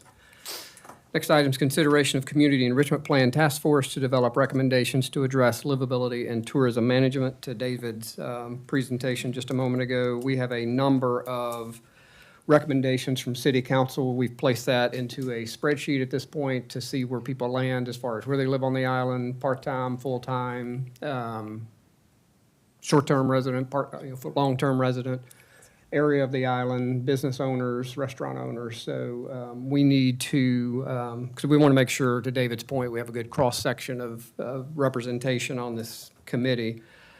So we will need to, if council has any other recommendations, submit them very quickly, because we'll need to confirm availability and willingness of those that have been submitted to join us. Desiree, anything to add to? I don't know if you mentioned it, but we have about 48 that have been nominated in the past few days by council, so we'll have to go through that list and, as the mayor said, make sure that it's a representative group around the island, and be making that recommendation to you all. So I think if council has any additional recommendations, if we can have them by this Friday, so we can kind of move on to.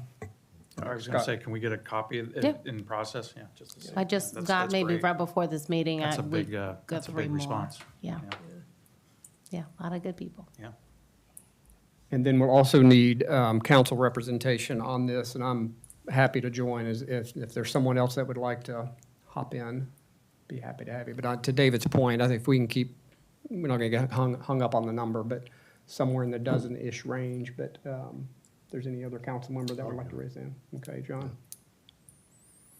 Desiree, what else you need to launch? That's it. Okay. So again, from council, if we can have any additional nominations by this Friday. Scott, to your question, we'll circulate the sheet that's out there where you can see where everybody kind of sits from a category standpoint. We'll go from there. David, anything else to add? You good? And we'll hit your time frame. Yeah, thank you. And Laurie and Chris, thank you all for support and help. We appreciate it. Next item is consideration of establishing an ad hoc committee to address beach restoration and preservation policies and make recommendations to council. Just real quick on this, we talked about this at our workshop, and this was to be made up of council members and residents. This committee would be supported by staff, technical experts, coastal engineers, regulatory, legal, and environmental representatives. Goals of this committee are to review overall beach restoration policies, to develop recommendations for a more proactive response to beach erosion, and 3, develop new and consistent funding mechanisms for future needs and projects. So as a motion, I would make a motion that we, that on this committee would include Cindy Solomon, Tim Moody, Andrew Vega, Dan Schloshover, and council members Katie, Scott, Elizabeth, and myself. So it's in the form of a motion. I'll second that. Other questions, comments? Thank you to those residents volunteering for this effort. Desiree, Douglas, anything to add? Making notes. Oh, sorry. Mayor and Elizabeth, second. Okay. All those in favor say aye. Aye. Opposed? Thank you. Next, item D, discussion and consideration of city code prohibiting hard erosion control landward of the state's jurisdiction. Real quick, we've been asked to review and reevaluate this ordinance. Really a few options available to us tonight. We could make this the first priority of this committee that we just so anointed, along with council. We could ask staff to prepare an emergency ordinance, which is only good for 60 days while we're working through the process to permanently change the ordinance, or follow our regular process, which goes through a first and second reading and planning commission review. Douglas and Desiree, you'll want to opine maybe on pros and cons of each of those options or anything else you want to So discuss? the question has been made, about the city allowing and removing this current ordinance and what would that allow? Obviously, we will go to our coastal engineer to request for some advice in the event that that is the will of council. Are there any considerations to keep in mind, any standards or requirements that we should consider? So I think I would rather hear from Stephen on that end. I think that would ground the conversation and inform what options we have. We can talk procedurally about what that looks like, but the direction from council will rely or depend on I guess, information that we get from our engineer. Perfect. Stephen, you're back up. Sure. I guess, am I responding to questions here, or am I just? You're just on the spot, Steve. You don't. Yeah. I think, Stephen, based on the conversations we've had, we have an area that is critically eroding. And we have been working pretty much nonstop for several months in trying to mitigate the erosion that just, for reasons that are unforeseen, outside of our control, we aren't just not able to control that, in the position that we would like to be in due to some of these storms and just high tides and just continued whacking of that area is what we've been seeing. The question that I think council wants to hear about is this current prohibition that the city has that prevents an owner from building any hard erosion control structures 250 feet of the mean high water. Is that something that should be considered to be removed, particularly in these areas that are critically eroding, are in a catastrophic position, and have very limited options on how to protect the integrity of the structure because of this ordinance that's in place? The comment has been made, and we've been able to verify it based on our research to some extent. Our research has not yet been fully complete up and down the coast, that the city is unique in this ordinance and this restriction, particularly because it covers an area that is outside of the state's jurisdiction. The Beachfront Management Act establishes the jurisdiction from the state and establishes what can be authorized seaward of that line. But landward of that line it would be under the city's jurisdiction, and this current prohibition would be what would guide that. So I think that there is a desire to provide some immediate relief to owners that are in a critical position. And we've asked you for advice on that particular situation. What does that look like compared to this general understanding that hard erosion control structures are not ideal for the overall health of the beach, however, do seem to provide immediate protection for property that is drastically being undermined? Sure. All right. Well, from my understanding, the ordinance that the city has was passed in the 70s. Yes. If I'm correct. So, looking kind of back into the time frame when what was going on in coastal management during that time, you had communities that were building these revetments, seawalls, whatever it may be, pretty much community-wide. So you look at places like portions of Folly Beach, Seabrook Island, Fripp Island. Pretty much they were armoring the shoreline. Same thing was going on in Myrtle Beach. As it was being developed and they were building hotels, they would build them directly on the primary dune. And even with a little bit of erosion, that dune's gone, and so somebody would put up a seawall. And if you went to the Myrtle Beach area in the 80s, it was just a stretch of, in that case, random seawalls where each one was built, at the discretion of that particular owner. The adjacent property may have a wall, may not have a wall, may have it set further landward and back. So back during that time, there was very little proactive beach management where people were trying to place sand on the beach and maintain that shoreline. They were really putting up structures and holding the line like that. And I think that's where a lot of the kind of the understanding that seawalls impact the beach negatively came from, is because they would armor the entire shoreline And as waves hit these structures, they can scour out the beach, and you're left with, as the water's marching back, you have less and less beach at high tide, and then mid tide, and then even low tide for the people to use the beach. So that's what I think most of the incentive for the Beachfront Management Act in the late 80s to ban these seawalls is because that was the trend, and we kind of transitioned to more of a beach preservation, renourishment type system. So I think the motivations for that ordinance may be a little different than what the current conditions are that we're looking at the south end. Whereas if you're faced with a situation where you have a beach that's critically eroded, but you have this larger scale plan in place to keep your beach healthy over time, understanding that on any beach you may have emergency situations develop, I think we can approach it in a little bit different way, where certainly these walls, and I think I mentioned this at the previous council meeting where we talked about this, they do a great job of protecting private property.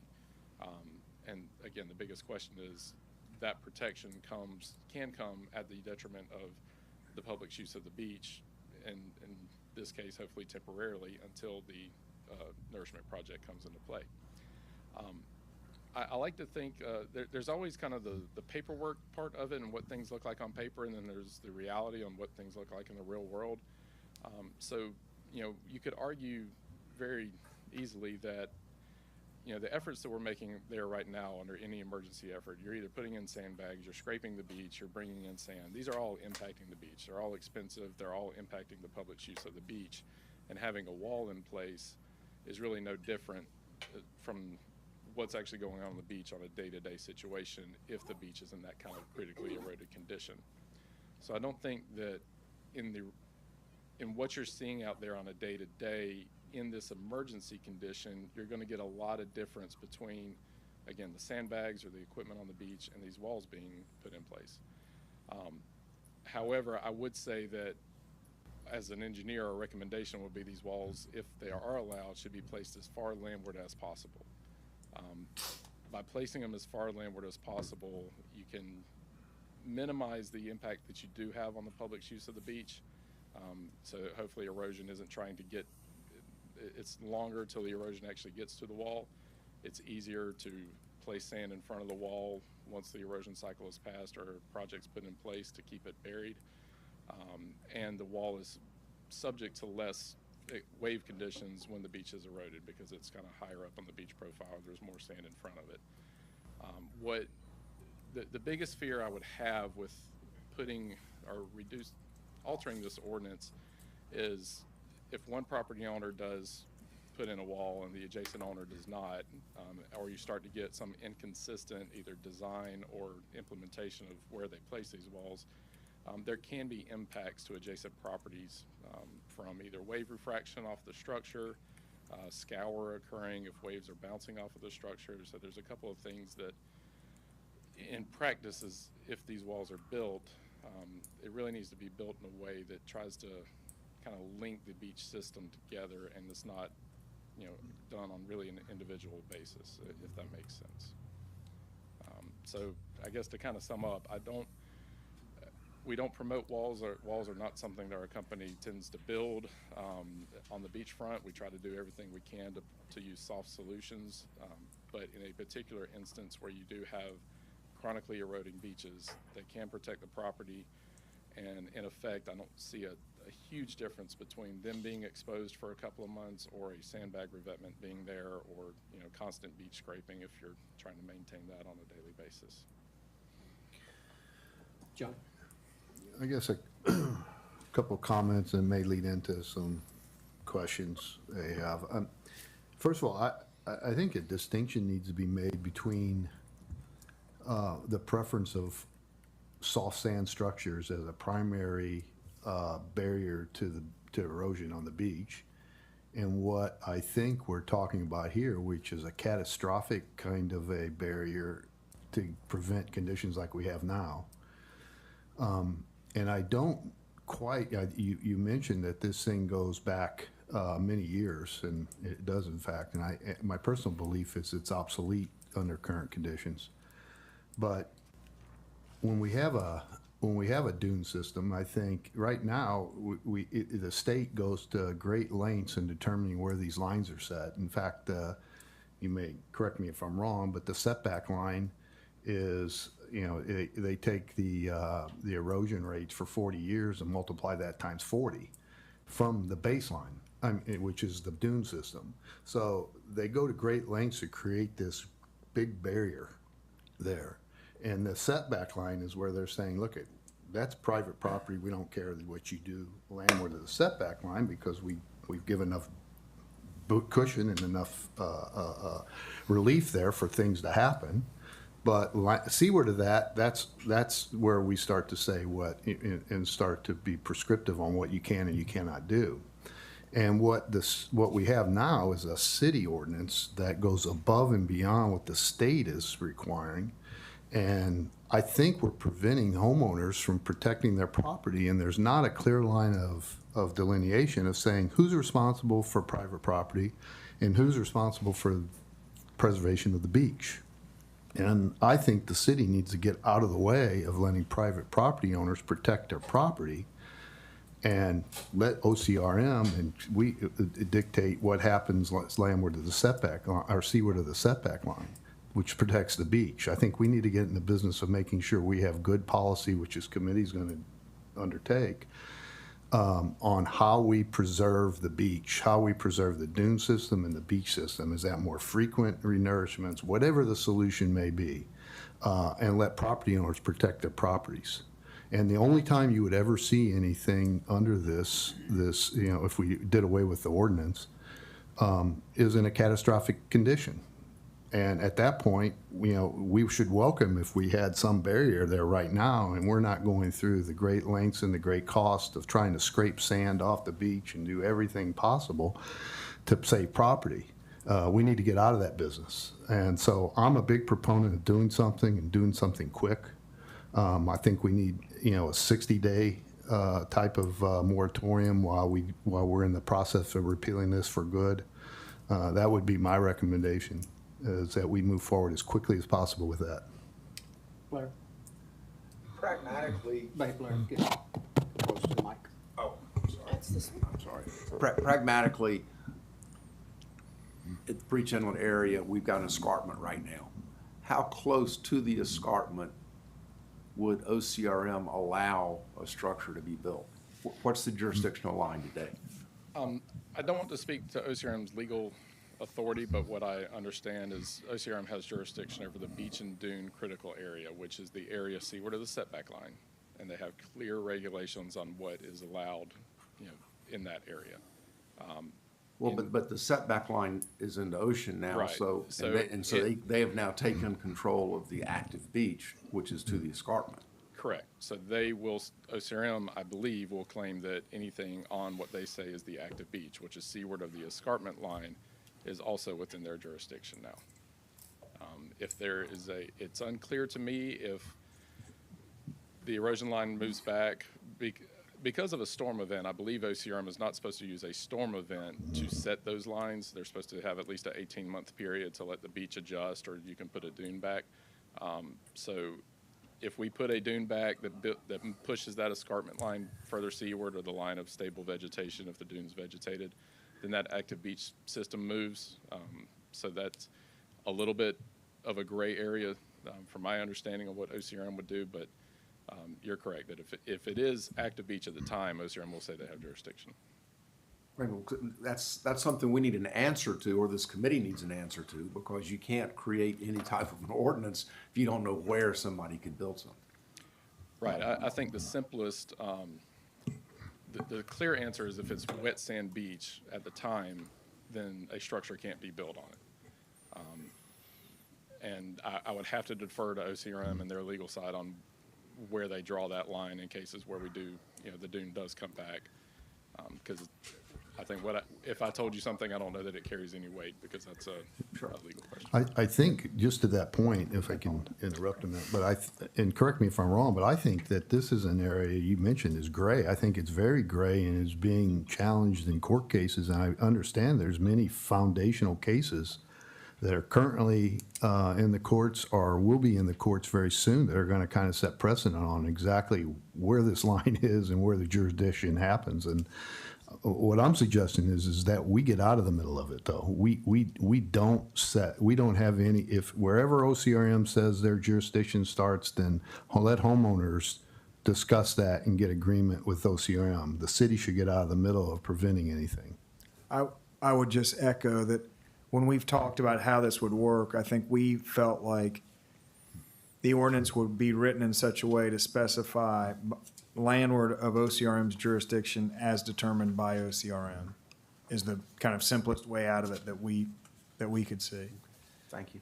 Scott? Yeah, the ordinance, I'm in kind of in agreement, this seems like it's obsolete. It was written over 50 years ago under different conditions, and I think what we're proposing is that it gets back to the old unintended consequences. Applying that ordinance in today's situation is causing a lot of problem.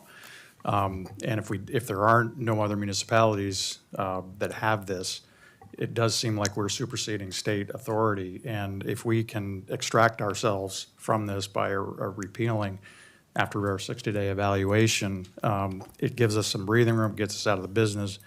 I don't think there's any contemplation that if there's going to be a structure that's going to be decided to be installed, that it's not still going to go through a city review, permitted, and then is determined with OCRM whether or not it's in the right spot or not.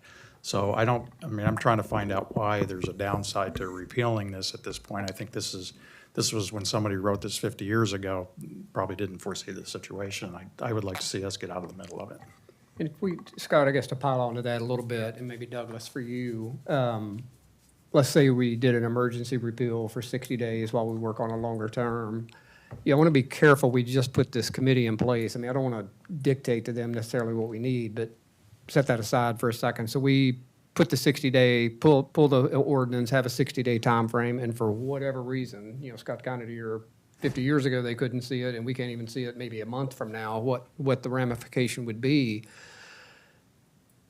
So what if there are structures built over the next 60 days, and then we get to a point that says, well, wait a minute, new information, whatever it looks like, and go, now we're gonna come off the build property line or something else. I mean, I guess that's really what I'm curious about, where the risk sits. And I'd like to add to that thought too, I guess before you answer, because if we do get rid of this ordinance, which the ordinance I think is, at least B is bad.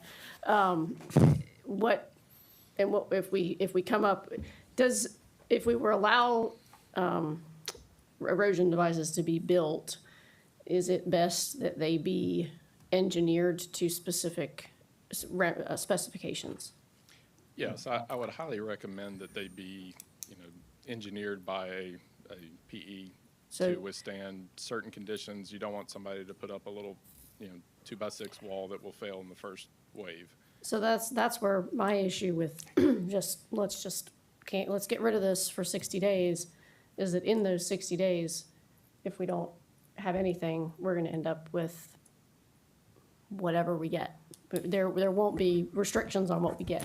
But then to that question, Katie, I think, so again, I can't foresee something that would make us change our path necessarily, but if we have a 60-day and people are allowed to build something and then we do change a path, I mean, what does that feel and look like? Well, then you potentially have some legal non-conforming properties out there. If they were allowed to be built under an emergency During a ordinance timeframe. within 60 days, and it would be a legal non-conforming under our code.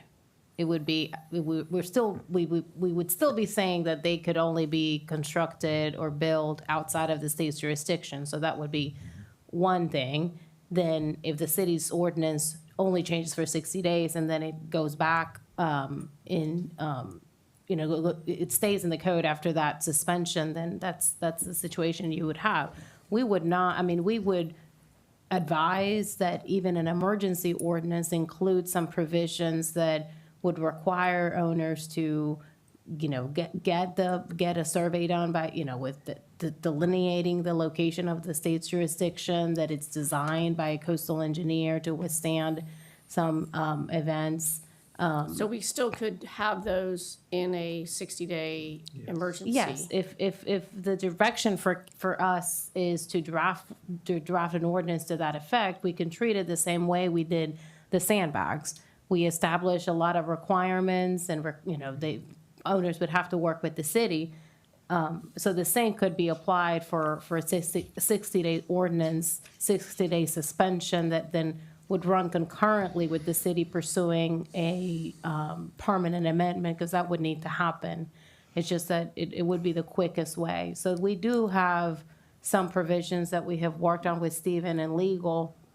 If this is the path that council wants to go, how do we try to mitigate as much as we can the type of structure? Are there any materials that we would prefer other than others? I mean, we're just looking at what is the best practice to allow something like this, and we have a model from the town of Edisto that I think we can look at, and just based on the advice of our coastal engineers. But it would put the city out of the business of regulating outside of the state's jurisdiction, as you all indicated. Hang on. Elizabeth?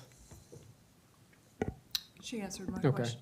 Oh, I was wondering just if the concern was not so much that there would be a wall, but just what it would ultimately be how it would, so that's all. Yeah. Jan, and then Scott, I'll come back to you. Okay, I would suggest that if we do consider suspending the local ordinance until we have time to review it, that anything built during this interim period be considered temporary, and anyone that builds anything agrees that it is built at their own risk, and if it's deemed unacceptable after our review period, that it be removed, just as we have with the sandbags. It's a risk for the homeowner that the homeowner is going to have to decide. But I don't think we can suspend the ordinance and let God knows what get built out there that automatically becomes non-conforming and acceptable after we suspend an ordinance. That's just, we lose control in that case. I mean, I understand, Jan, I agree with your concern. I think what I'm hearing from Desiree and Douglas is that you're already working with the coastal engineers to set up some specs or some parameters with which to work in, and Edisto's got a framework for that.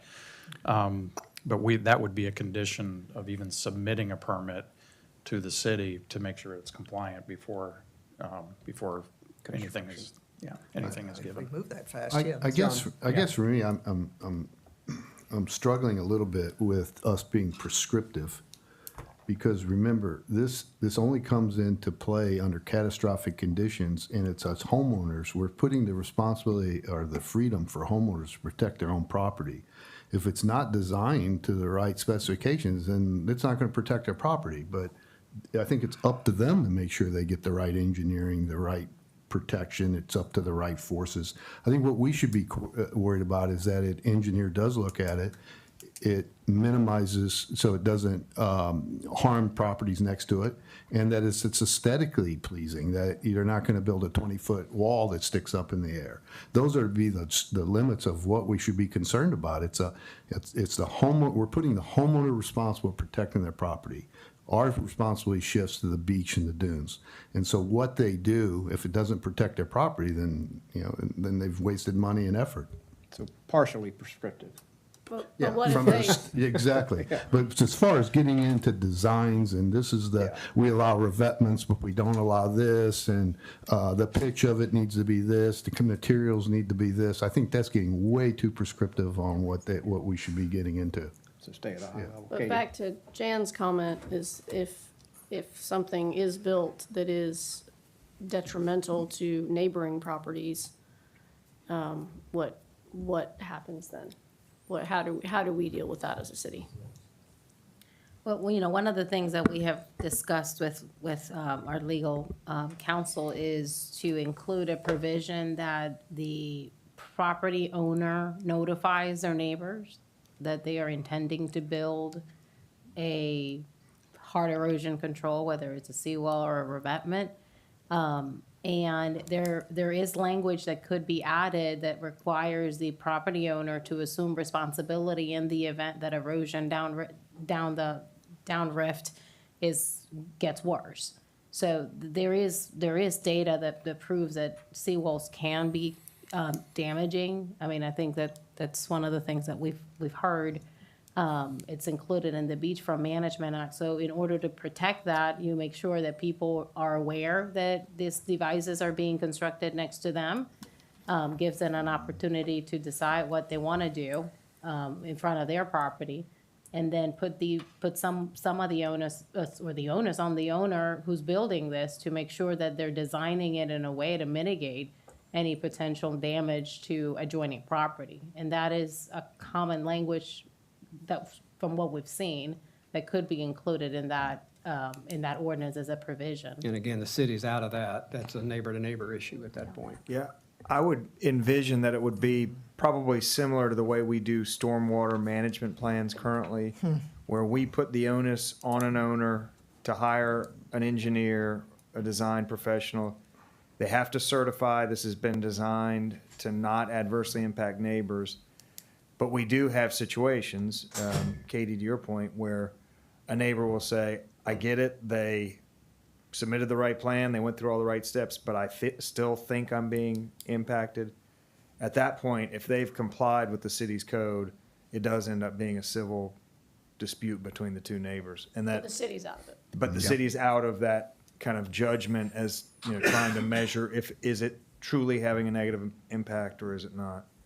I would just like to caution that I'm not sure that the city is reviewing to make sure that what is being submitted, and it would fall within caution on this, changing this ordinance in any way, that we have professionals review plans to make sure that what is being submitted is appropriate.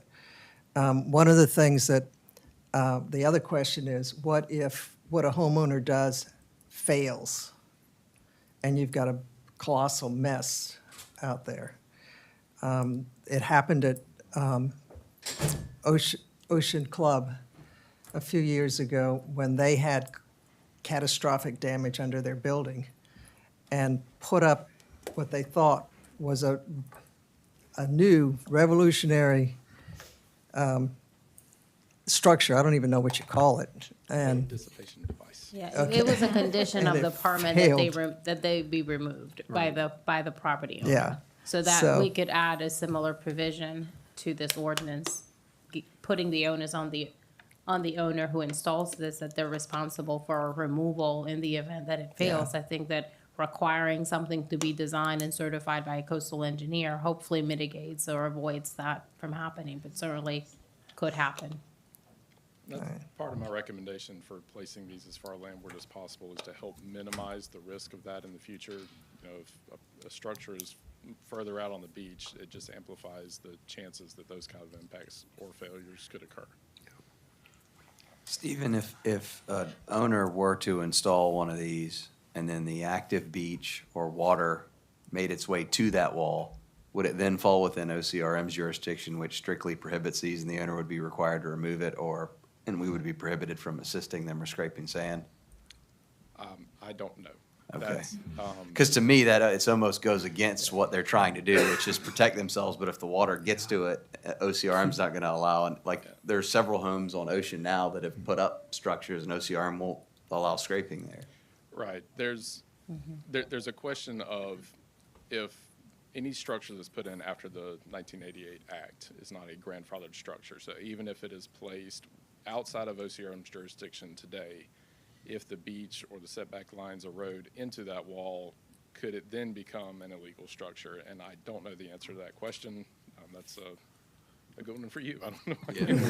I don't think. Be good to know that. I think OCRM has been pretty clear and saying when some homeowners have asked about this, saying, look, we don't have any jurisdiction or anything say on what you do landward of the setback line. Well, I know, but you can't come back after the fact and say, well, we didn't, we asked, you told us you didn't have jurisdiction, and now that it's eroded back there, you got to tear that out. You can't, I don't think you can do that. I think OCRM could do whatever they want. I don't know that they can, because they're getting challenged everywhere right now on everything they do, so I don't know. It is a legal question that's ongoing now, and even if it's not OCRM trying to make that claim, there are other groups out there that probably That would do it. on their own behalf would try to do that. Yeah. Yeah. So the circular question then is, if we rescinded our ordinance, would the OCRM's requirements come into play? I think as of today, no. I mean, there are clear areas where OCRM today does not have jurisdiction, and you're very clear on what you can and can't do there as a property owner. I will say groups like the Coastal Conservation League will argue that OCRM actually has jurisdiction over any dune system, regardless of where the setback line is, and they try to make those arguments. So there's no way around that there could be legal challenges to these walls wherever they're placed. But as far as what a property owner could do if the city took away this ordinance, then that is clear today, what they could do. Elizabeth? And that might have been a circular answer too. It's all circular at this point, but, and what I keep circling back to is, for me, we have a 50-year-old ordinance that, based on your research and your knowledge, doesn't exist in any other municipality up or down our coastline. But you are finding ordinances that allow municipalities to somewhat mitigate what could be built on somebody's personal property once it gets landward of the setback line. So to me, I think that it's really just an exercise of our giving the relief where we can, rescinding an ordinance that is 50 years old and arguably out of date, and working quickly to bring it into 2024, whatever that looks like. But we just can't keep impacting people's ability to protect their property, I don't think, with a 50-year-old ordinance that doesn't exist anywhere else.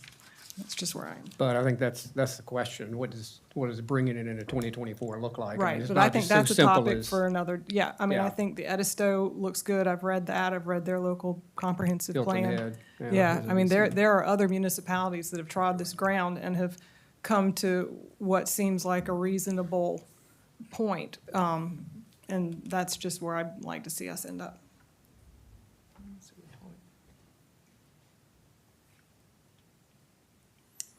What else to add, Desiree or Douglas or Mac, Stephen? Well, we would need direction from council if the goal of this group is for staff, legal, and Stephen to help us draft an ordinance that reflects some of this discussion of what you would like to see. And city council could consider an emergency ordinance. I think we've gone through this route before. 60 days, the city would still have to go through the zoning amendment process concurrently, and that means a trip to the planning commission, a public hearing between first and second reading. But that's for permanency. Correct. Yeah. The emergency ordinance would provide immediate relief, and then the city could concurrently work on the longer-term process, assuming everybody's gonna be in the same position, I Yeah. think, back to the, potential challenges if not, but that would be the path, or a path. But even to get to a 60-day item, I mean, that's not a tomorrow issue by any stretch. I mean, we have to come up with whatever this circular conversation is, partial, dictation of what our requirements may be. I mean, there's got to be something to it. So there's some time to be spent with you two and whomever else we need around the table, right? I think we're giving Well, a direction. I would hope that the direction would come through this No, conversation. I'm at getting least. that, but I'm just saying, well, but we're not gonna sit up here and design an ordinance, right? I mean, we can No. tell you, go do a 60-day with some parameters, I guess, associated with it, is what you're looking for from us at Yes, this point. and that Yeah. would give us a few days for us to, Yeah. maybe a week to draft, and it would be presented to you all. Okay. Blair? I would just suggest, I'm on the OCRM website right now, the first part of any ordinance would have to be establishing the jurisdictional line. And they say specifically that any work that's done, they have to come out and survey for each specific property, and they then establish as of that day, what setback lines are. So that would have to be, I think, because that then differentiates their jurisdiction from ours. So that has to be done first. Yeah. Before anything else can be done. And that's the way our current sandbag ordinances as well. It's OCRM's jurisdiction as dictated by OCRM in their request to the city to do And it. isn't that basically the objective of what we're trying to do, is to get the homeowners dealing with OCRM and get us out of the middle of it? Yeah, And there are places on this island where this is, the OCRM is going to say that you can't do anything. Correct. Is that correct? I mean, I just want to make sure that Well- realization is understood. I mean, a good example of that is Beechwood. I know one of the residents just left from Beechwood because that line's way over the Yeah, street. it's like 3 houses back or something. And I would, to echo that point, I would also add that we have this active beach issue that's caused their jurisdiction to come towards their house. So back to the idea of something temporary, it might be that an owner wants to do something temporary to allow, they don't want to spend a ton of money on a permanent structure that's outside of their jurisdiction, knowing that eventually that active beach jurisdiction will revert back to outside of OCRM's jurisdiction. And then, so they may want to kind of phase it where they do, something other than a sandbag, but something more temporary right at their house for the time being, with the idea that once it stabilizes, they could then go right up to the line, because a lot of owners will not be able to go right up to OCRM's setback line because of this active beach jurisdiction. And I guess that was the conversation, sorry, let me just say go this ahead. real quick. That was the conversation. We have the Army Corps project, hopefully it starts building itself back and that line keeps moving out. If I'm a homeowner, I don't want to spend $100,000 here today. I'd rather spend $100,000 out there tomorrow, potentially, to protect a bigger piece, but also knowing you want to build it as close as you can to the property as well, so. Got it. So my question was, do we need to make a motion or give you Yes. the direction to do the 60-day suspension pending, and you've already got some parameters on how that would look? We would have another special meeting early next week or something after the ordinance, the draft gets put together for the 60-day pending, and then work towards the more permanent. Is that how that would work? Mm-hmm. Okay, so moved. Yeah, and the way the sandbag ordinance is worded is 60 days, but it can be renewed up to a maximum of 6 6 months. months. So we'd have time to get through all the normal zoning text amendment process while the temporary ordinance is in place throughout that time. Okay. And the idea would be that the temporary ordinance would essentially mirror the more permanent one. We may make some tweaks in the meantime, but that would be the idea. And you said a week? Yeah. Um, Now, let's manage expectations a little bit. Well, we had some conversations in preparation for this meeting. We didn't want to come here, But I think that 60 days is not enough time. I think the 60 days, you're saying you can extend it, but it really needs to run the entire period until the final ordinance is changed, right? That's- Whatever form it takes. that's Right. state law. It's a 60 days. Prescribes how long an You only- emergency ordinance So you you can can. only do 60 days? Yep. Yeah, 60 you- days, you but can you renew can it. subsequently So renew it up Okay, to got 6 you, months. got you. Yep. So do we need to make a motion to do that? Yes. Yeah. Then I make a motion, we do I that. think, I think I already made, but that's okay, be the second, yeah, you can second. But what kind of parameters are you looking for, Desiree, from this body to put something together? I think we got it. I mean, we'll model the town of Edisto. Right now, they only allow, within that beachfront overlay district, they only allow revetments, and that just means a slope, not necessarily has to be rock revetment, a slope, because it helps dissipate some of the wave energy if the water gets up to that, and that's a recommendation. We would put some parameters in place about making sure that the owners get jurisdiction from OCRM, that would have to be proven. They would have to provide a design plan and certified by a coastal engineer that it won't make the situation worse and it's not going to negatively impact their neighbor, back to Douglas's point of how we handle stormwater management. We would like to include some provision there. I think I listed them all. We have a working list, I think, that will present that, and council can amend it and add to it, and surely we will as we continue our research, not hesitate in making any recommendations to council to consider. And again, just, go ahead, Mac, sorry. One thing is I think Steven said, as close to the home as possible. Is council okay with a free-for-all where if as long as it's outside of OCRM's jurisdiction, they can go as close to that line as they want, as close to their home as they want? Can they put it in front of their pool to protect their pool? Because, with our ordinances, pools can sort of be placed anywhere on the lot. So some of them are a lot closer to the beach, some of them are further back. And I think in an ideal world, if everybody was gonna install revetments or seawalls, they'd all be in a line attached to each other, as opposed to one that's further out and one that's closer, which could cause issues to neighboring properties. That was one of the discussions we had on the call, that we didn't know what y'all wanted to do there, so. Is it basically where we'd say, for right now, we just say uniform, it's gonna be a uniform number or whatever, but we just don't know what that is, as far as how far out or how far in? Well, it would depend on, I mean, instead of us right today picking an arbitrary 10 feet or whatever, I think what you're saying is we should have a uniform. That's your preference. Yeah. Having a uniform number is just very difficult with the way the lots The are line laid works. out, Yeah. with the pools and things. and where the houses are. I don't think we should. And really, it's, my encouragement would be that the owners work together with their neighbors, that if there are gonna be multiple properties contiguous, that they would get together and design one structure that span those lots in a way that, some properties may benefit more because, if there's two pools and then there's a gap in between, well, that person might have a wider yard.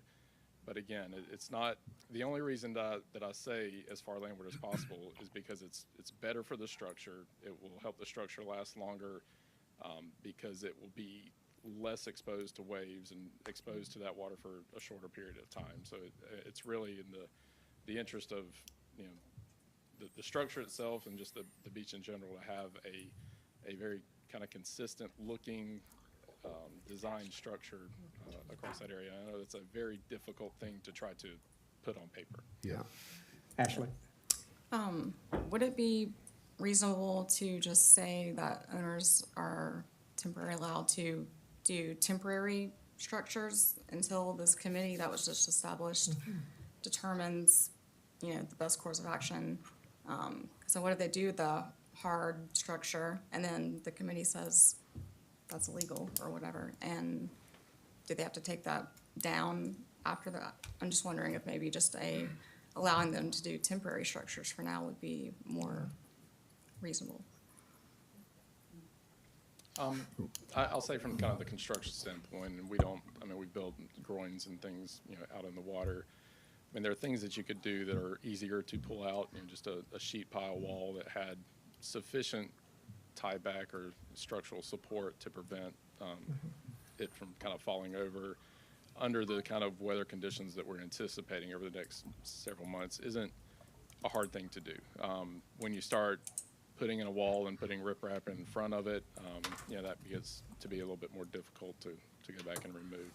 But all that's obviously a cost to the homeowners. So. Elizabeth? I know this doesn't apply to all of the properties, but the maximum build line that the developer established along Ocean Boulevard, is that a good line? Can pools go in front? I forget, I know I should know, but can, It is a fairly uniform line. It's a different distance from the houses, so it's straight. The problem with it, the weakness in it is pools have been allowed beyond it. Yeah. So if it was the will of council to also want to protect pools, and they really are the challenge. I mean, they're kind of just sticking out there like a chin, and they're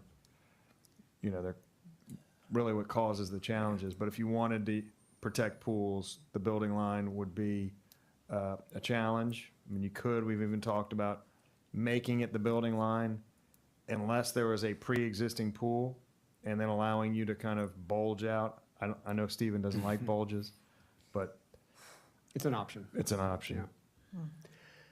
Yeah, what you need, there was a motion to do something, and then there was a second, Scott? Otherwise, I think I made the motion, John seconded it. All right, either way.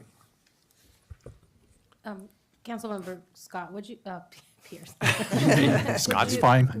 Would you just restate the intention with the ordinance? Make a motion to give direction to staff to create a 60-day emergency ordinance to suspend the current ordinance, to evaluate structures to protect the beachfront, basically, while we evaluate a more permanent solution for the ordinance. Good. Yes, I think. And that- you've got the other parameters that are there, and you want to second that. Second. Other questions or discussion? Just one addition, that any changes made during the suspension of the ordinance would be temporary, subject to requiring removal if they are overturned. Is that an amendment to the motion? Or you just- I think we let them go draft something and we can pick it We're not apart when voting it comes on an back. ordinance right Okay. now. We're just voting on. I withdraw Getting my direction. suggestion. Thank you. All those in favor say aye. Aye. Opposed? Thank you, Stephen, as always. Thank you. And Mac. What else do we have? All right, we'll see if we can move through the rest fairly quickly. Consideration of engaging in contract negotiations with municipal PCI for parking management and enforcement services. This is the organization that scored the highest in the RFPs and looked the most favorable from a financial standpoint. So I don't know that I hope there's not further conversation, but if we need to, that's fine. Is there a motion? So move. Second. Second, we have a motion and a second. Desiree or Douglas, anything to add to the parking conversation? Are you ready for a vote? So it would be based on the proposal received, which was a 76-24 split. All the operation expenses would be taking out of the 24% share. Yeah. And we would be drafting a. That's what I feel like right now. You know what I'm saying? That dog. It is a 20. And we would be drafting, we would be working with the proposer to draft a contract to that effect. Yeah. All those in favor say aye. Aye. Opposed? Thank you. Item F, consideration of change order in the amount of $478,300 to extend drainage pipe on 41st Avenue ditch from the end of the road to the head wall in the intercoastal waterway. Again, we've talked about this at our workshop. Motion to approve. Second.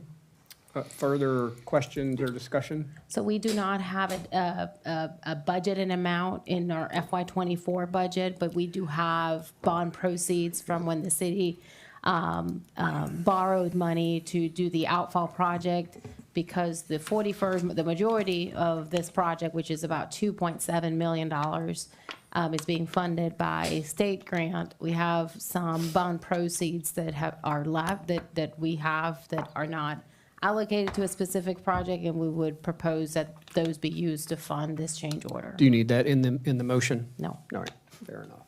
All those in favor say aye. Aye. Opposed? Thank you. Item G, consideration of projects to request funding from the fiscal '25 Transportation Sales Tax Annual Allocation Program. You'll recall, this is something by the county every year that we apply for certain projects. Our most recent award, yet to be constructed, is the 21st Avenue Sidewalk Project. That will hopefully happen this year, but in your packet, you've got two suggestions of projects. Can't remember our timing, Desiree, or what. The That's all right. deadline for us to submit those requests is first week of February. I believe it's next Friday. So we would be presenting similar language to what you have in your packet, and we'll estimate the cost of those projects and submit them. We will not know until, I believe it would be end of this year, whether or not it's funded. Yeah, I think that's right. Questions on that? And just to confirm, I guess for the record, is all of these projects are in the public right-of-way of state roads. So both projects would be within that framework. Yeah, and I guess last year we submitted 2 or 3 projects as well, didn't we? Yes, the 21st Avenue, the other 2 that we submitted last year, one is the number 1 priority, included this go-round, which is extending the sidewalk between 10th and Breach Inlet. The other project that we had submitted last year, but it's somewhat included in the project that SCDOT is working on for the concepts between 21st and 41st on Palm Boulevard, which was the realignment of the crosswalks between the avenues and the beach access paths, and that's being considered as part of that initiative.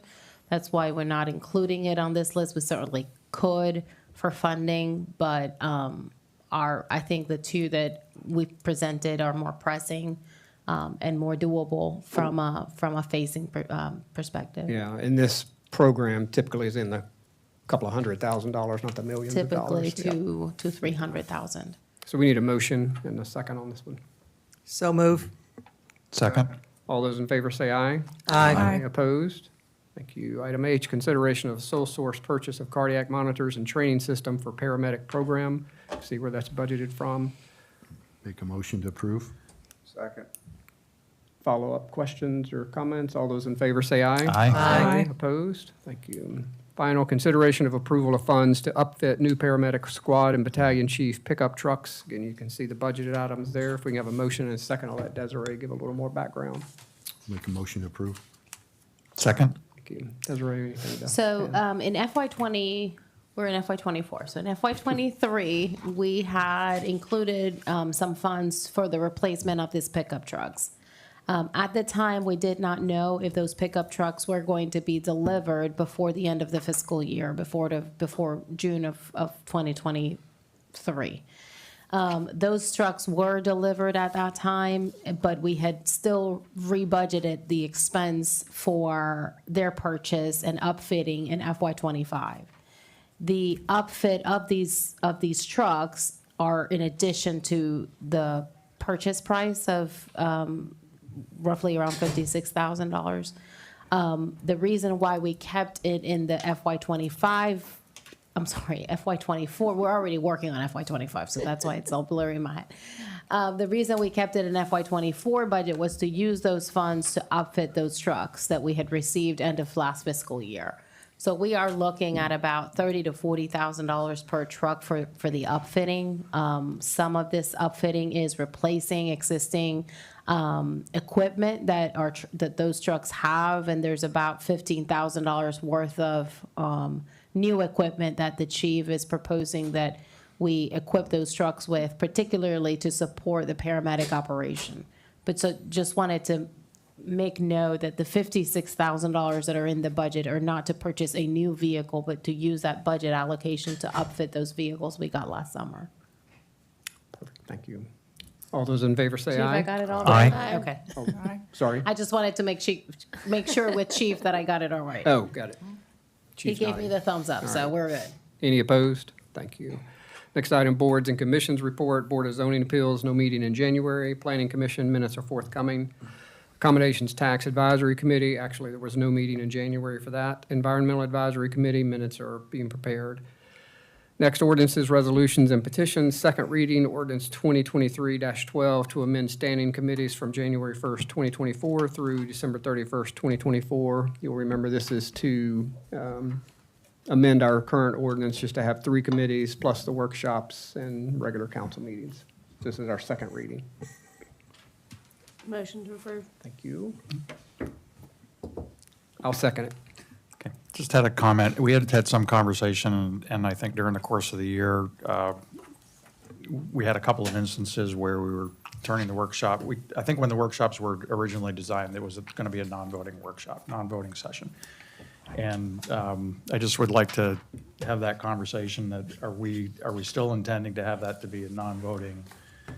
Do we need to even add that sentence into the ordinance? Because, if we need to have a vote for something, we can always have a special 15-minute meeting before or after the workshop. But I think to turn the workshop into a voting session is going to be like having 2 council meetings. So I'm just tossing that out for conversation. Maybe it's just the one line item that stipulates that our workshops are votes will not occur there. I think we had that understanding last year. But I just wanted to see if we're all on the same page there. Yeah, just as a reminder, when the city passed the first change to the code to allow the standing committees to change and the workshops to be included, there was a resolution added to it that established the rules of the workshop, and that is where that is. So it's already there, is what you're saying? Correct. We would have to redo that resolution, which only takes 1 vote of council, and we can bring that back next month for you all to consider. But it's not impacted by, that rule is governed by that resolution, not this ordinance. Good. Does that make sense? Sure, whatever works best to, as long as we're all on the same page. What I'm saying Are we in is, agreement? if you all pass this ordinance that's written, you can still review the rules that you all approve for how the workshop should run by form of a resolution. That's how it was done last time. So we can bring that back and dust it off, and if make any changes, it would just require one reading of council. Or the rules would just stay what they are. Or the rules would say This doesn't what they affect are. the rules. That's right. Yeah.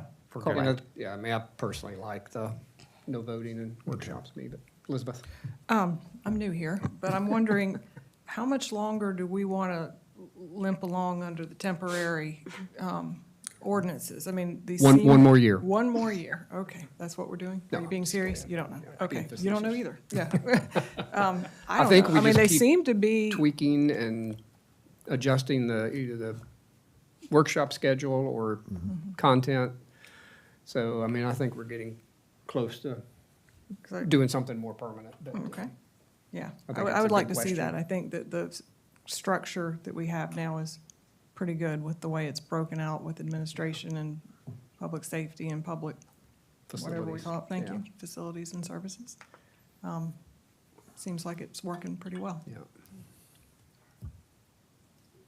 So we have a motion and a second. All those in favor say aye. Aye. Opposed? Thank you. No executive session, no further business. Make a motion to adjourn? All those in favor? Aye. Off record at 8:27. Missed my ball game.